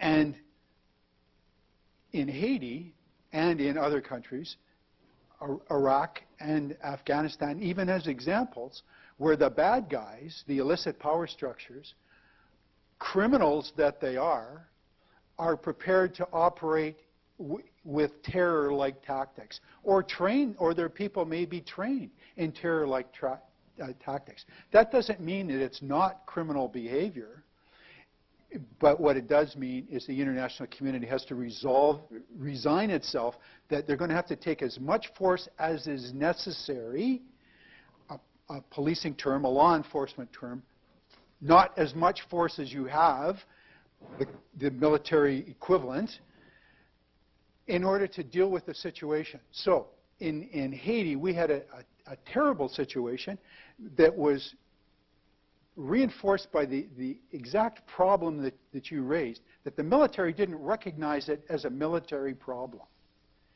That's not our job. That's crime. That's criminality. No matter how violent, no matter how many victims, no matter how many guns, weapons, the size of the weapons, you've defined it in your mandate as criminal activity, and that these are criminal gangs. It's not our problem. The fact of the matter is that, and this was part of the solution, when there was finally a coherent approach to defining the problem, that this was, yes, it was criminal violence, but it was of such a nature that we, the international police community, could not deal with it alone. When we finally came to that realization, we were able to coordinate and get it done. It was not as hard or as black and white as it's a military problem or it's a police problem. It was a mission problem. And when we came to that realization, we did ultimately, over a period of years, find the solution and indeed lay the groundwork for future missions. Now, can the international community prepare a police organization which helps to bridge that gap between the military role and the police role? Yeah, absolutely. There's discussions about that going on right now. I know Police Division of the UN is dealing with a strategic guidance framework for policing that deals with many of these issues. There's work being done with the foreign police units in order to create, or discussion, I shouldn't say work. There's discussion about creating a greater capacity for foreign police units, which are, in some countries, essentially light armored cavalry. In some countries, at other ends of the spectrum, there's simply order maintenance, what do you call sorry, having a brain cramp here. Dealing with protesters or whatnot at one end of the spectrum. At the other end of the spectrum, they are light infantry units that actually move back and forth between their ministries of defense and ministries of the interior, depending on the role that's required. So there is that capacity. Yes, there is a need for the international community to create a stronger police presence and capacity. We have 2 more minutes, and then I'm afraid we have to have a hard stop for a speaker calling in. We'll take 2 last questions. I have one here, and one here. And I'm sorry, we'll have to maintain other questions for later. Sir? Alrighty. We'll take them at the same time. Yeah, David. I'm David Becker, incidentally, just so you. We've spoken. A face at the other end of the email there. Yes, exactly. Also being somebody who could talk forever about Haiti, but One of the things that I've sort of thought about over time and looking at this and listening to the last 2 or 3 presentations, I'm sort of asking myself, I was involved in targeting drug kingpins some years ago, I mean like 10 or 15 years ago, as was Oscar, as a matter of fact. And as well, we've been going after insurgent leaders for the last decade and a half.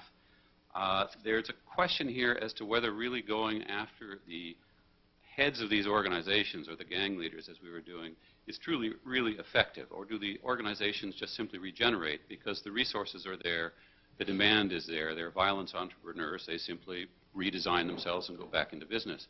At what point should we be thinking about, is this the sum total of what we're trying to do, or should we be thinking about something different? No, you're absolutely right, David.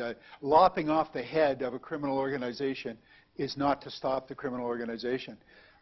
It will simply regenerate a new head. But it's often the first step to at least perhaps even bringing them to a full stop while you are doing your investigation. You can't dismantle or disrupt organized criminal activity without a functioning justice system around it. Full stop. Full stop. Unless you prosecute, unless it's a transparent and accountable system using the justice system that's in place or making the appropriate changes to the justice system so that you can prosecute these people, which includes proceeds of criminal activity, stopping the financial activity that generates and regenerates the criminal activity after it. And you'll never completely dispense with it, but you can disrupt and dismantle the organizations, starting at the top sometimes. Sometimes that's and there's a lot of benefit in a conflict environment. There's a lot of benefit in doing that in terms of support, of encouraging the population that is seeing progress being made, that understands what that criminal organization is about and the impact that they've had on their lives. There is benefit gained in lopping off that head at the start, but lopping off the head is definitely not the only thing that must be done. So I'm extremely sorry I'm being given the hard time signal from the back of the room, so we'll have to save your question for lunch break. If you'd all join me, please, in thanking David Beard. Thank you.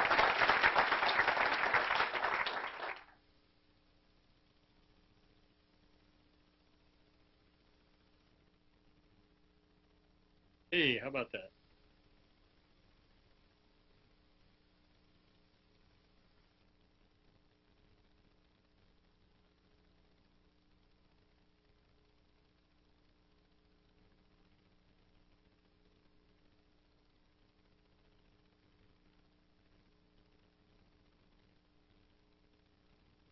Welcome. Thank you for joining us. Can you hear us? I can hear you. Can you hear me? We can indeed. We're all looking Excellent. forward very much to your presentation. The floor is yours. Terrific. Okay, well, thank you very much for this arrangement. I know I have 15 minutes, and there's a lot to talk about, but I do fear that this will have somewhat a feel of a random walk through the subject for today. I'm very excited by Mike's work, and I think attention to the political economy of these conflicts is very important, and certainly better knowledge and diagnosis and thinking about how you would incorporate this knowledge into strategy is very worthwhile. So I'm going to do several things in my short time. I'm going to talk about diagnosis, I'm going to talk about some about strategy, I'm going to talk some about endgame. So let me just get right into it.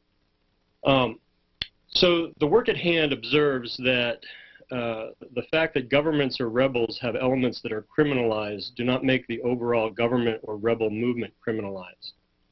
And I think that's very important, and I think that that should be the driver in terms of understanding this problem, and that there is a real need to avoid oversimplification. And I think what I would love to see in terms of thinking about the problem is more done on the issue of whether the resort to criminal activities is a means to a political end or is the end itself. Okay, because I think these are very different, and they do give you different handles for how you approach the problem. Take the discussion of, I'll give you a couple examples. One example that was used in Mike's analysis was Jonas Savimbi and UNITA. And for me, the fact that Savimbi and UNITA, when they went back to war in 1993, were able to seize diamond fields and use that as a resource to continue the war, did not make, in essence, a criminal organization. That is, to fight a war, you need resources. You want to take away your adversary's resources, which is why UNITA did what it did. But they didn't do it to profit. They did it to win power. Savimbi always viewed himself as the rightful father of Angola, and that was what was driving sort of move that he was making, and I think that needs to be taken into account.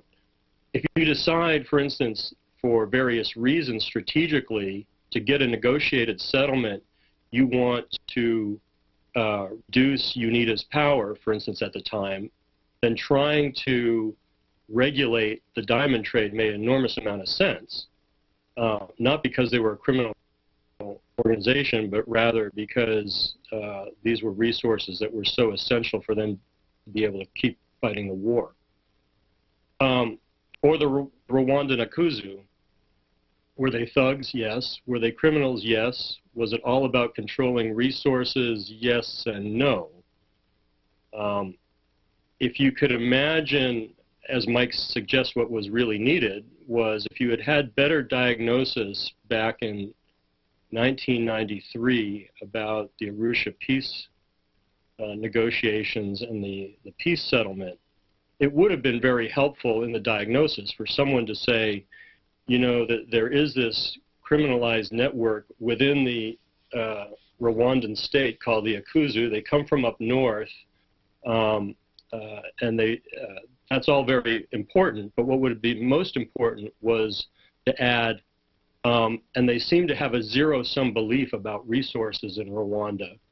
There is an ideology that is driving them to believe that resources can't be divisible. In the absence of that sort of clause, knowing that a faction is criminalized, a faction wants resources, doesn't help you. What was crucial for the diagnosis was the next part. And again, this makes me think this is more than criminality. It's criminality with a particular ideological belief. I don't accept the argument that sort of the racist ideology of the Akuzu was a fig leaf. I think that risks getting into oversimplification. But what you needed to know was this was a criminal gang that somehow believed that resources were not divisible. Okay. Now that's obviously important because if the stakes are divisible, there should be attainable solutions. You know, there can still be commitment problems, trust problems, but if you have groups that simply believe that resources are indivisible, then you've got a real problem. Thinking about this, again, on this dimension of trying to think more or trying to think harder about rebel groups that rely on criminal assets, one key question that I think is worth probing is organizationally, when a rebel organization wants to make a switch to being a legitimate organization and participate in a peace settlement, what does it do with its specialists in criminalization? That is, you know, the KLA comes to mind, the IRA comes to mind, right? Both organizations relied on criminal activities, criminal elements and criminal activities. They had specialist criminal activities in the organizations. Well, what do you do with them after you've made the transformation to being a legitimate political party? So here's a confounding question. Is some continuing criminal activity functional to peace? That is, does it provide a soft landing for a section of the organization that could do a hell of a lot of damage if it had no future in the peace? But again, it's a vexing question as to, you know, what do you do with elements that have been so wrapped up in criminal activities when you were trying to bring about some kind of organizational transformation. A couple points on incorrect diagnosis by international actors over the years. And this actually, again, is referring to, this actually refers to Mike's first chapter, where there are quite a few examples of how the international community, however you want to define that term, really didn't engage in hard thinking about illicit or criminal political activity of factions. I just want to take issue with a couple of these examples to say that it's a little more difficult than we think. The first one is Sierra Leone, which is put forward as that there was a failure to recognize Foday Sanko's involvement in criminal activities. I actually think everybody knew that Foday Sanko and the RUF were up to their necks and up to their eyeballs in illicit activity having to do with diamonds and minerals and so forth. The question is, what do you do with that information? And as I recall, they actually had a strategy for it. Now, the strategy may be incredibly ill thought out, but the strategy was you were going to try to legitimate Foday Sanko and his criminal ripping off of the minerals and mines by making him a minister in the Department of Mines. That is, you were going to co-opt and legitimate him. Now, this turned out to be, some would say, a foolish strategy, but it certainly was a strategy that at least had in mind the fact that the RUF's resources were based on their criminal activities. The Afghanistan example, there's an interpretation that says, Bond, this is in quotes, unwittingly set in motion a process that led to capture by criminal patronage networks. I don't know, this interpretation seems naive. First of all, Bond had to be done quickly. You knew it was going to be an expedient agreement. It's not clear what the alternative at the time was. And what the Afghanistan example actually says to me is, first of all, some environments concerning criminalized power structures are much, much more difficult than other environments, both to understand and to tackle, and this was an incredibly difficult environment. Secondly, there were real differences in interveners' goals, with peace based on good governance far down the list.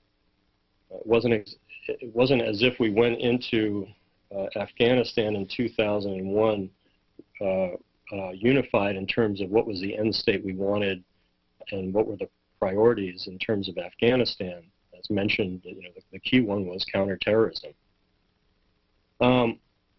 The third one has to do with an element of criminalized power structures and political economy, which is the interlinkage of political economy and security for those on whom you're going to try and build peace. In this instance, it was Karzai.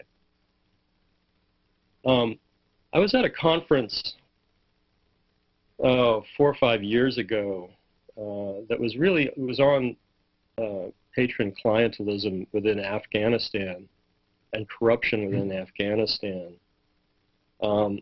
And as long as the discussion remained bereft of, the real insecurity that plagued those who were in power in Afghanistan, the discussion seemed pretty, again, naive. Someone like Karzai, for all of his faults, probably had a pretty good understanding of what he had to do to stay alive. Let's just put a very minimal goal on his part, what he had to do to stay alive and not be assassinated, which involved an enormous amount of, whether we call them illicit power deals or criminalized power deals. He had probably a better understanding of what he had to do to stay alive than us as outsiders did. And unless you were going to try to address the security part of the interlinkage between political economy and security, you're probably not going to get much of a handle on on the criminal elements, the criminal power elements within the Afghan government. I think that there are things that we should be thinking about pre-intervention that could make a difference in trying to deal with this problem. Let me just give you an example. And I think it would be useful to think more in terms of what can be done during the mediation of these civil wars. Back in 2001, when the Lusaka Agreement was being negotiated in the DRC, some friends and I, some colleagues and I traveled to New York, and we tried to make the case that you should actually put control of the resources in eastern Congo into the peace agreement. That this peace agreement was filled with potential spoilers. It was, I think Jeff Herbst said at the time, this is a peace agreement in which every single party is insincere. Yet we were going to go forward and try to implement it. And what I suggested was, why don't you write into the agreement some kind of international condominium over the resources that were going to be in play and at risk in eastern Congo? This would actually be a test of sincerity of whether the parties actually wanted to make peace. Surprisingly, there were no takers, and no one really wanted to try to do that because it was going to make getting peace more difficult at the time. So expedients decided, no, we'll go forward with an agreement in which case we know everybody is insincere because we need to do something to stop the fighting. But nonetheless, you knew that these resources were going to play a huge role in making sure that the fighting really never ended. So I think if there was more incentive on the part of mediators to think hard about resources, what could be done in the mediation and peace agreement phase, that would probably be a good thing. Let me say a few things about strategy before concluding. The first, for me, I think I approach strategy on these things a little differently. The first part of strategy for me is knowing what cases to do and what cases not to do. You know, if you do your diagnosis and you just come to the conclusion that actually what it would take to transform a criminalized power structure within a given society is such that the international actors have neither the time, resources, or attention to do it, it's not clear to me why you would go ahead with an intervention. So I'll just throw that out there. Second one is knowing your case environment. I've been trying to think what in the environment of any of these war-torn countries makes a difference in terms of trying to reduce the influence and power of criminalized power structures.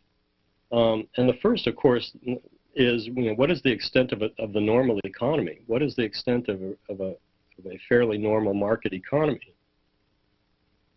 There's a reason why continuing criminal activity by former IRA members in Northern Ireland is less damaging than continuing criminal activities by governments and rebels in some war-torn countries in Africa or in Afghanistan, right? You want to know, what is the extent of the normal economy? What is the extent of clientelism? So much of the analysis of these power structures actually resides in clientelism. We have work here at my center on democracy development and rule of law by Frank Fukuyama, and then a very good recent doctorate from Harvard, Didi Kuo, about the ending of clientelism in the United States and Britain, which both say took about 50 years and was not done from the outside, but involved, finally the development of a constituency within the economy that demanded some kind of professional bureaucracy and the ending of clientelism, which was never completely successful. But once you get into clientelism as a part of the woof and weave of a society, this stuff becomes really difficult. The third part of strategy is making sure that what it takes to be successful is not outside of your resource set. That is, you have to be honest with yourself whether you actually have the resources to be able to address the strategic problem that you say exists. Because if you don't have those resources, and you don't have the attention, and you don't have the time, then it's sort of an effort in bad faith. I'm sorry, I'm losing my voice here, but I'll just try to battle through. The fourth part of this is that tools are not a strategy. That is, first you want a general approach, which I call a strategy. You know, justice is a strategy, rule of law may be a strategy, incorporation of criminal elements could be a strategy, defeat of the criminal elements is a strategy. Tools are not a strategy. Should follow strategy, and tools should be complementary. Ideally, they would be done in terms of efficiency, that you're choosing the tools that give you the best result, cost ratio, but tools are not a strategy. And I just point this out because in terms of evaluation, if you're evaluating tools and not strategies, it becomes extremely difficult. If you had a list of, 15, 17 different tools, targeted sanctions, expert panels, international supply chain controls, assessment planning, mandates, government economic management, cultural understanding, strategic communications, and you did them all, and you throw into the mix maybe decapitation of criminal elements, well, they don't add up to a strategy. It adds up to the fact you do a lot of things, and it shouldn't be surprised if you fail. And if you fail, you don't know which of your tools actually worked, which would have been successful because you did them all. What you actually want are tools that are somewhat complementary and are under, trying to pursue an overall approach, which is a strategy. And fifth, I wonder if we've been captured by a misleading metaphor. I don't know if it's come up in the conference, but it was in the materials, the golden hour. I know I have friends in peace operations who talk about the golden hour and talk about the initial, any kind of intervention as a special time, in which case there's all of this openness, and if you do absolutely everything right, it makes a huge difference. And I don't know any peace operation that has done everything absolutely right from the start. I'm not sure it's possible. I think what we hope is that we have the ability to learn and adapt during operations. But I think we've been misled by this idea of the golden hour in terms of how malleable a war-torn country is to any kind of our intervention that we might have. Finally, before I completely lose my voice, the last point has to do with endgame.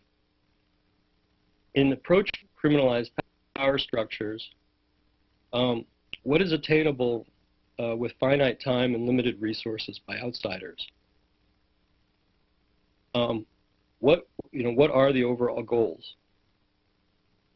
There's a quote, again, in one of the handouts that we sometimes call peace, or peace becomes the continuation of war by other means. And I thought to myself, is that so bad? What do we actually think peace can be, realistically? I know, empirically, looking around the world, I see that there are some criminalized power structures in governments where there is peace. Many authoritarian countries fit the bill. So do some electoral democracies, in fact. Some of them breed conflict, which is definitely bad, and we have to think preventively about this. I'm not sure what can be done about it. For instance, are there criminalized power structures in Kenya? Absolutely. Within the government? Absolutely. What can be done about it? Extremely difficult. Are there authoritarian countries that have peace and criminalized power structures? Absolutely. So I think we need to think hard about in these situations coming out of war, what is the end game that we're all we're willing to live with? What is the peace that we're willing to accept, not the ideal peace? And I think I'll stop on those words. Thank you. That wasn't a golden hour, but I think it was a golden 20 or 25 minutes. It was extremely valuable for us. I'm sure everybody will agree. If you haven't quite lost your voice and you have another 10 or 15 minutes, I'm sure everybody here is keen to throw a few questions your way. Is that acceptable to you? That's fine. Actually, if people there could talk more, so that gives my voice more time to recover, that would be awesome. Absolutely. Well, I just ask people when they ask their questions, not only to speak into the microphone to make sure Professor Stedman can hear, but also perhaps to introduce yourself and even wave your hand so he has some sense of where in the room you are. We have a question here, sir. Yes. Jamal Ailery, I'm a doctoral student in SPGIA. To your points about examples of criminalized states, and you said something to the effect of criminality with an ideology. I was wondering how you, so two-part question, very quickly, how do you categorize the Islamic State under that framework? And then also the example of in Nepal of the Maoist forces who, after the war, were recruited into the police forces or army forces for long-term employment, but then the Nepalese couldn't afford to keep them employed. I'd like your comment on both those examples. Sure. So my apologies, but I'm going to punt on the first one because I'm not an expert on the Islamic State. And the first thing I would say as a generalist is that good diagnosis actually does depend on having some good local case knowledge. Again, on the Nepal, I don't know the full story on Nepal, but what you're describing actually sounds to me like a sensible strategy to test in some of these cases, whereby you may have an organization that has relied on criminal activity to be able to support itself, and then it has to be transition. And so what do you do with, again, those who are the specialists in the criminal activity? Sounds like in this case the idea was you were going to try to actually make them part of a rule of law and police, and I don't know the details. Was it successful? It just ran out of resources? Was it not very successful, ran out of resources? You know, I don't know those kinds of examples, but it is, you know, it would be a strategy of what do you do with these kinds of specialists in criminality who you then have to find a place for them in the peace process. Oscar, did you have a question? Just introduce yourself. Yes, I'm Oscar Rivera. I was seconded to SACUR as a special advisor in Bosnia, looking at crime, criminality, the illicit power structures. But I think one of the first questions I asked, if you knew up front that the very parties that profited from the war, in terms of the HDZ and the SDS and the SDA, that why, in recognizing that there might, if we knew ahead of time how deeply criminalized they were, why would we allow them to enter into supposedly free and democratic elections as a method of our exit strategy? Why would we want to allow that if you recognize that up front? I think it's a great question, and you would hope that what followed from the recognition was actually some kind of structured debate about what is the likelihood that if you have these parties joining legitimate power structures through elections, they're going to change their behavior and act responsibly, or do you simply believe that they're going to continue their activities and you will have completely sort of paralyzed the state and rotted the state from the inside out right from the beginning? I can always imagine in these situations when you're trying to negotiate and you're trying to implement a peace agreement look, there's so many factions and so many parts of states that are implicated both in criminal activities and in nasty violence that are, violations of human rights, atrocities, and so forth. This isn't as if it's an isolated problem. Those who are the custodians of the peace should be having difficult, informed debates about, what are the likely costs and risks of including these factions in a peace process? What are the alternatives at the time? And what is your resource? And what is your resource set telling you in terms of, what are the actions that you can take and how long do you have to take them to try to come up with a different answer than simply folding them into the peace process? Sir? Yeah, Steve, I'm Chip House from the Alliance for Peace Building. And you said one thing that intrigued me and didn't say another, but because it involves a colleague at Stanford, you may be able to talk about it. But we've been talking for the bulk of the day, as do my members, about how you make quick progress, how you deal with an immediate situation in a span of a year, 2, 3, 4, whatever. You cited Frank's books and this paper, which I haven't seen, but in his 2 books, he talks about periods of generations before you can deal with clientelism or whatever the issue is. You also, your other colleague, Ian Morris, in his book, War, What's It Good For, whatever the title is, talks about peace as an extension of war by other means, though he doesn't use that term. But the notion that if you get definitive answers in a war, it can produce solutions in the long term. The kinds of conflicts we've been talking about here aren't those. They aren't ones in which there is a definitive Clausewitzian answer. And so the question I have, and I really don't have an answer for it, is how, if it's going to take generations or decades or whatever Fukuyama has come up with, how do you speed that up? If you've got impatient funders, impatient activists on the ground, how do you make this happen not over a couple of generations, but over a couple of years? Or can you? It's, this is the fundamental question. It's a great question. Part of the difficulty for our purposes is that it's also a strategic question. That is, you never go into these situations where, everybody on the ground is supportive of peace and wants it to go forward. I once wrote, actually, I think it might have been the first thing I ever wrote, was that peace agreements have winners and losers. And we fall into this trap of first thinking, well, there's a peace agreement, and peace is such a good thing, that this is going to be at least a Pareto superior outcome to what was before.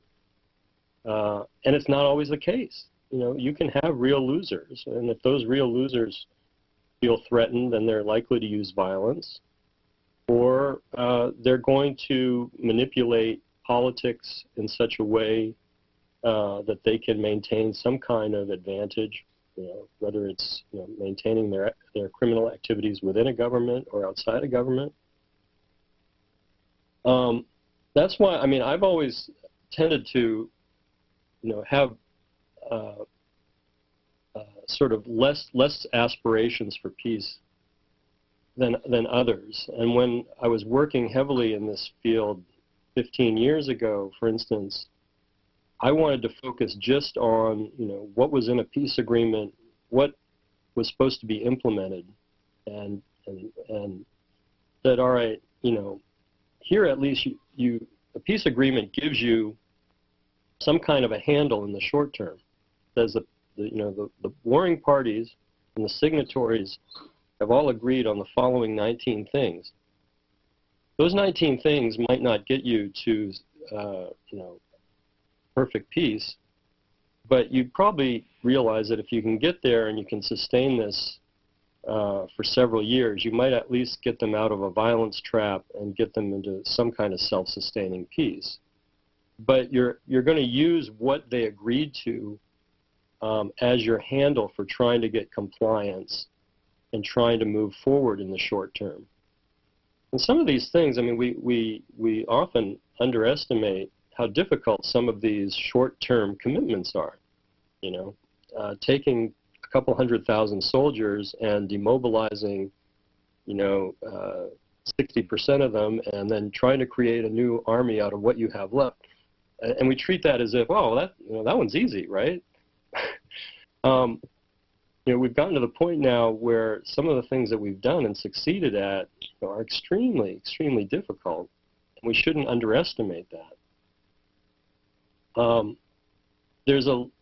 What I like about this particular avenue into it is that I agree with Mike's overall analysis.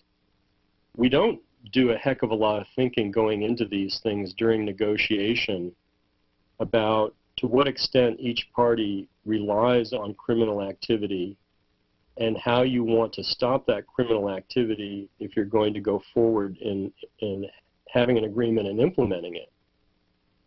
It might be the case that there are things that you can do in the short term. If you can get the parties to agree and you build them into the peace agreement, it might give you a better handle. And that's why I think some of this work is exciting, but not in terms of all the programs we're going to add in year 3 or 4 to transform rule of law. It's rather, you know, tough discussions in the negotiations about, all right, what are we going to do with the timber and the minerals that we know are in our country, and you know we're sitting here around a table trying to make peace, and we're agreeing that we're going to make some sacrifices. What do we do with these resources? Yeah. It's a dodge to your question, but the best I could do. We have 2 more questions for you, Professor Stedman. We have one here and then down here. Ma'am? Hi, Christy Clow. I work on illicit financial flows at Global Financial Integrity. My question is somewhat related, actually. It's looking at the long term, which is how much of the problem that we're talking about is the short term and the agreement that we come up with and how viable that is, and how much is the long term and what kind of planning and follow through is built into the planning that goes into these short term agreements so that we're going to be successful, because you could have the greatest peace process in the world, but if you don't have the long term follow through and you don't have a plan, especially for demobilizing any kind of criminalized structures that you're leaving in place, you're not necessarily going to be successful in the long run, especially since these are things that take at least a generation to address, if not more. And some of that's probably a lack of attention because we're always moving on to the next crisis as the international community, and some people are staying focused, but maybe not enough political will. So I'm just curious what your thoughts are on that. So it's a great question. When we tried to think about this in earlier work, the way we thought about it was, you know, you're likely to get successful implementation of peace agreements where it's easy and where you have lots of resources. Now, what that really means is that you have to figure out, in every case, the environment in which you're dealing with. You know, really think hard about the political environment, the environment of conflict. What is manipulable in the environment? What are hard constraints, and how difficult is this going to be, right? And can you make a prediction about, you know, are you likely to have the resources that are going to enable you to address, you know, the fundamental problems and issues in the peace agreement? Because time and attention and resources are finite. They always are. And many of the cases, you can make pretty good bets that the difficulties are such that you're probably not going to have the right resources to do it, which puts you in the bind of either not doing it, or you're going to really reduce your ambitions about what can be accomplished in the 3 years that you might be there, or 4 years that you might be there. And there's a lot of unfairness in terms of, you know, who's likely to get the resources that are necessary to actually make peace. But that's part of international political reality.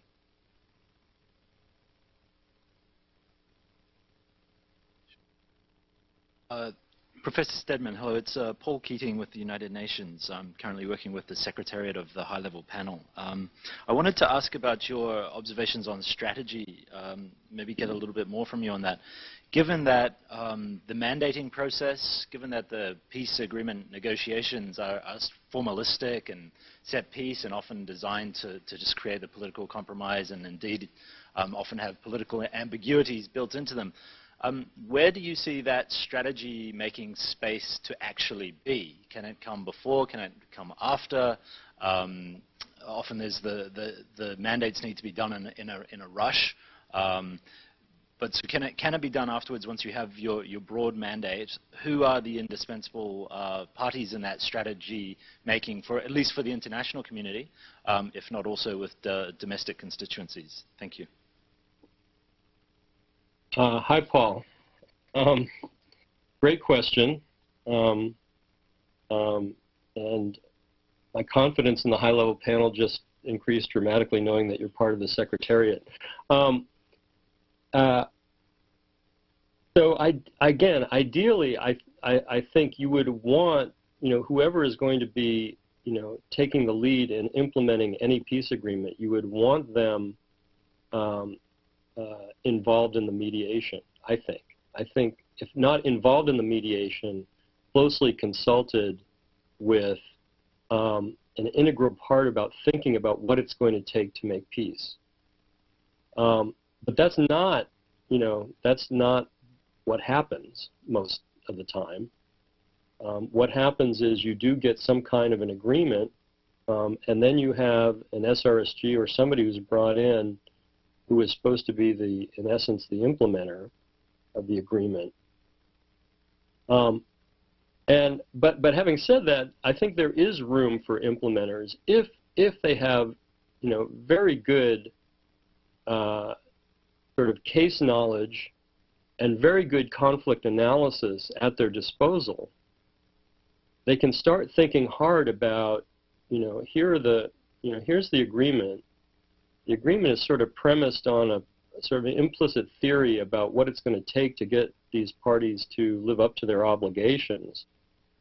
Is this correct?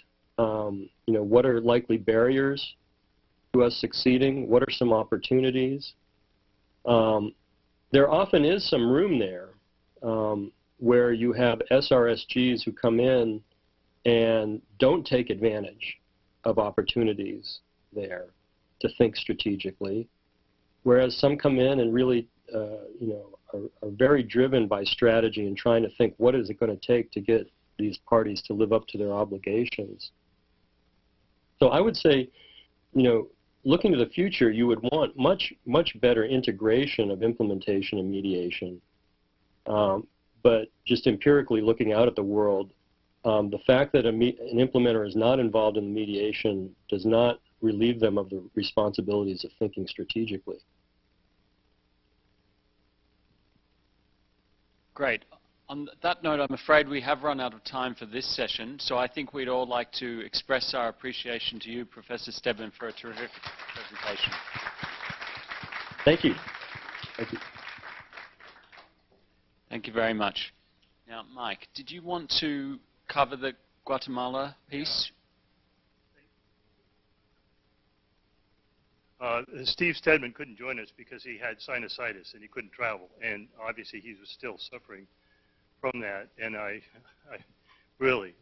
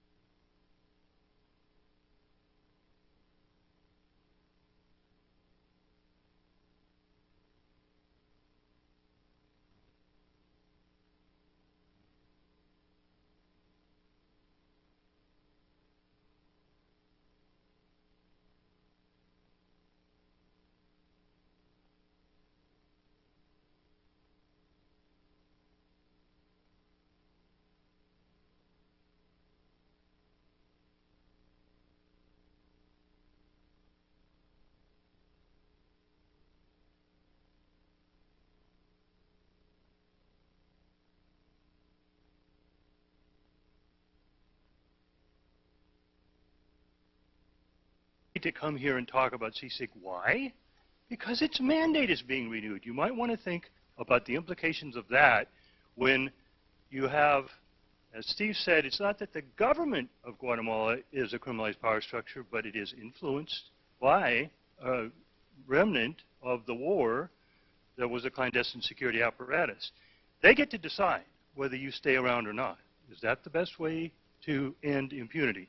If I want to, so I asked a lawyer at Harvard who was in civil society in Guatemala to provide his remarks. I don't have time to read them. That's all. He's in Guatemala now, so he couldn't talk to us, and I guess that's a good thing. He made two incredibly important points. One was, if CSIC is not renewed, what's going to happen? He said this, and think about it. What's going to happen to the Guatemalans who step forward, like in Bosnia? There were brave Bosnians who stood up to work with you. What happens when we abandon them and the criminalized structures are still there? I mean, and then the second recommendation was that there needs to be an inter-American court where this is a phenomenon that afflicts all of Central America. I mean, it's not a remnant of a war everywhere, but there's always in Central America the influence of drug cartels. But there needs to be an inter-American court to deal with that. By the way, that was in a paper I wrote in 1988 identifying when I was in survival. You can find it. That's one of the recommendations. But it's consistent with the special court idea, and he also called for that. So it's 12:30. We finished on time, thanks to James. Okay, so James is that I'll go ahead and for those of you who don't have arrangements for lunch, there's a little bistro here, and then Paula has sources to go to lunch. Others of you are coming to our lunch up on the third floor. So for the people who've been invited to our private lunch, we have we'll just go out to the elevator and up to the third floor, and lunch is served. And we'll get started at 1:30. David, question. Oh, I don't think it is. Desmond has told me that this is not a secure area, so we need to take our valuables with us.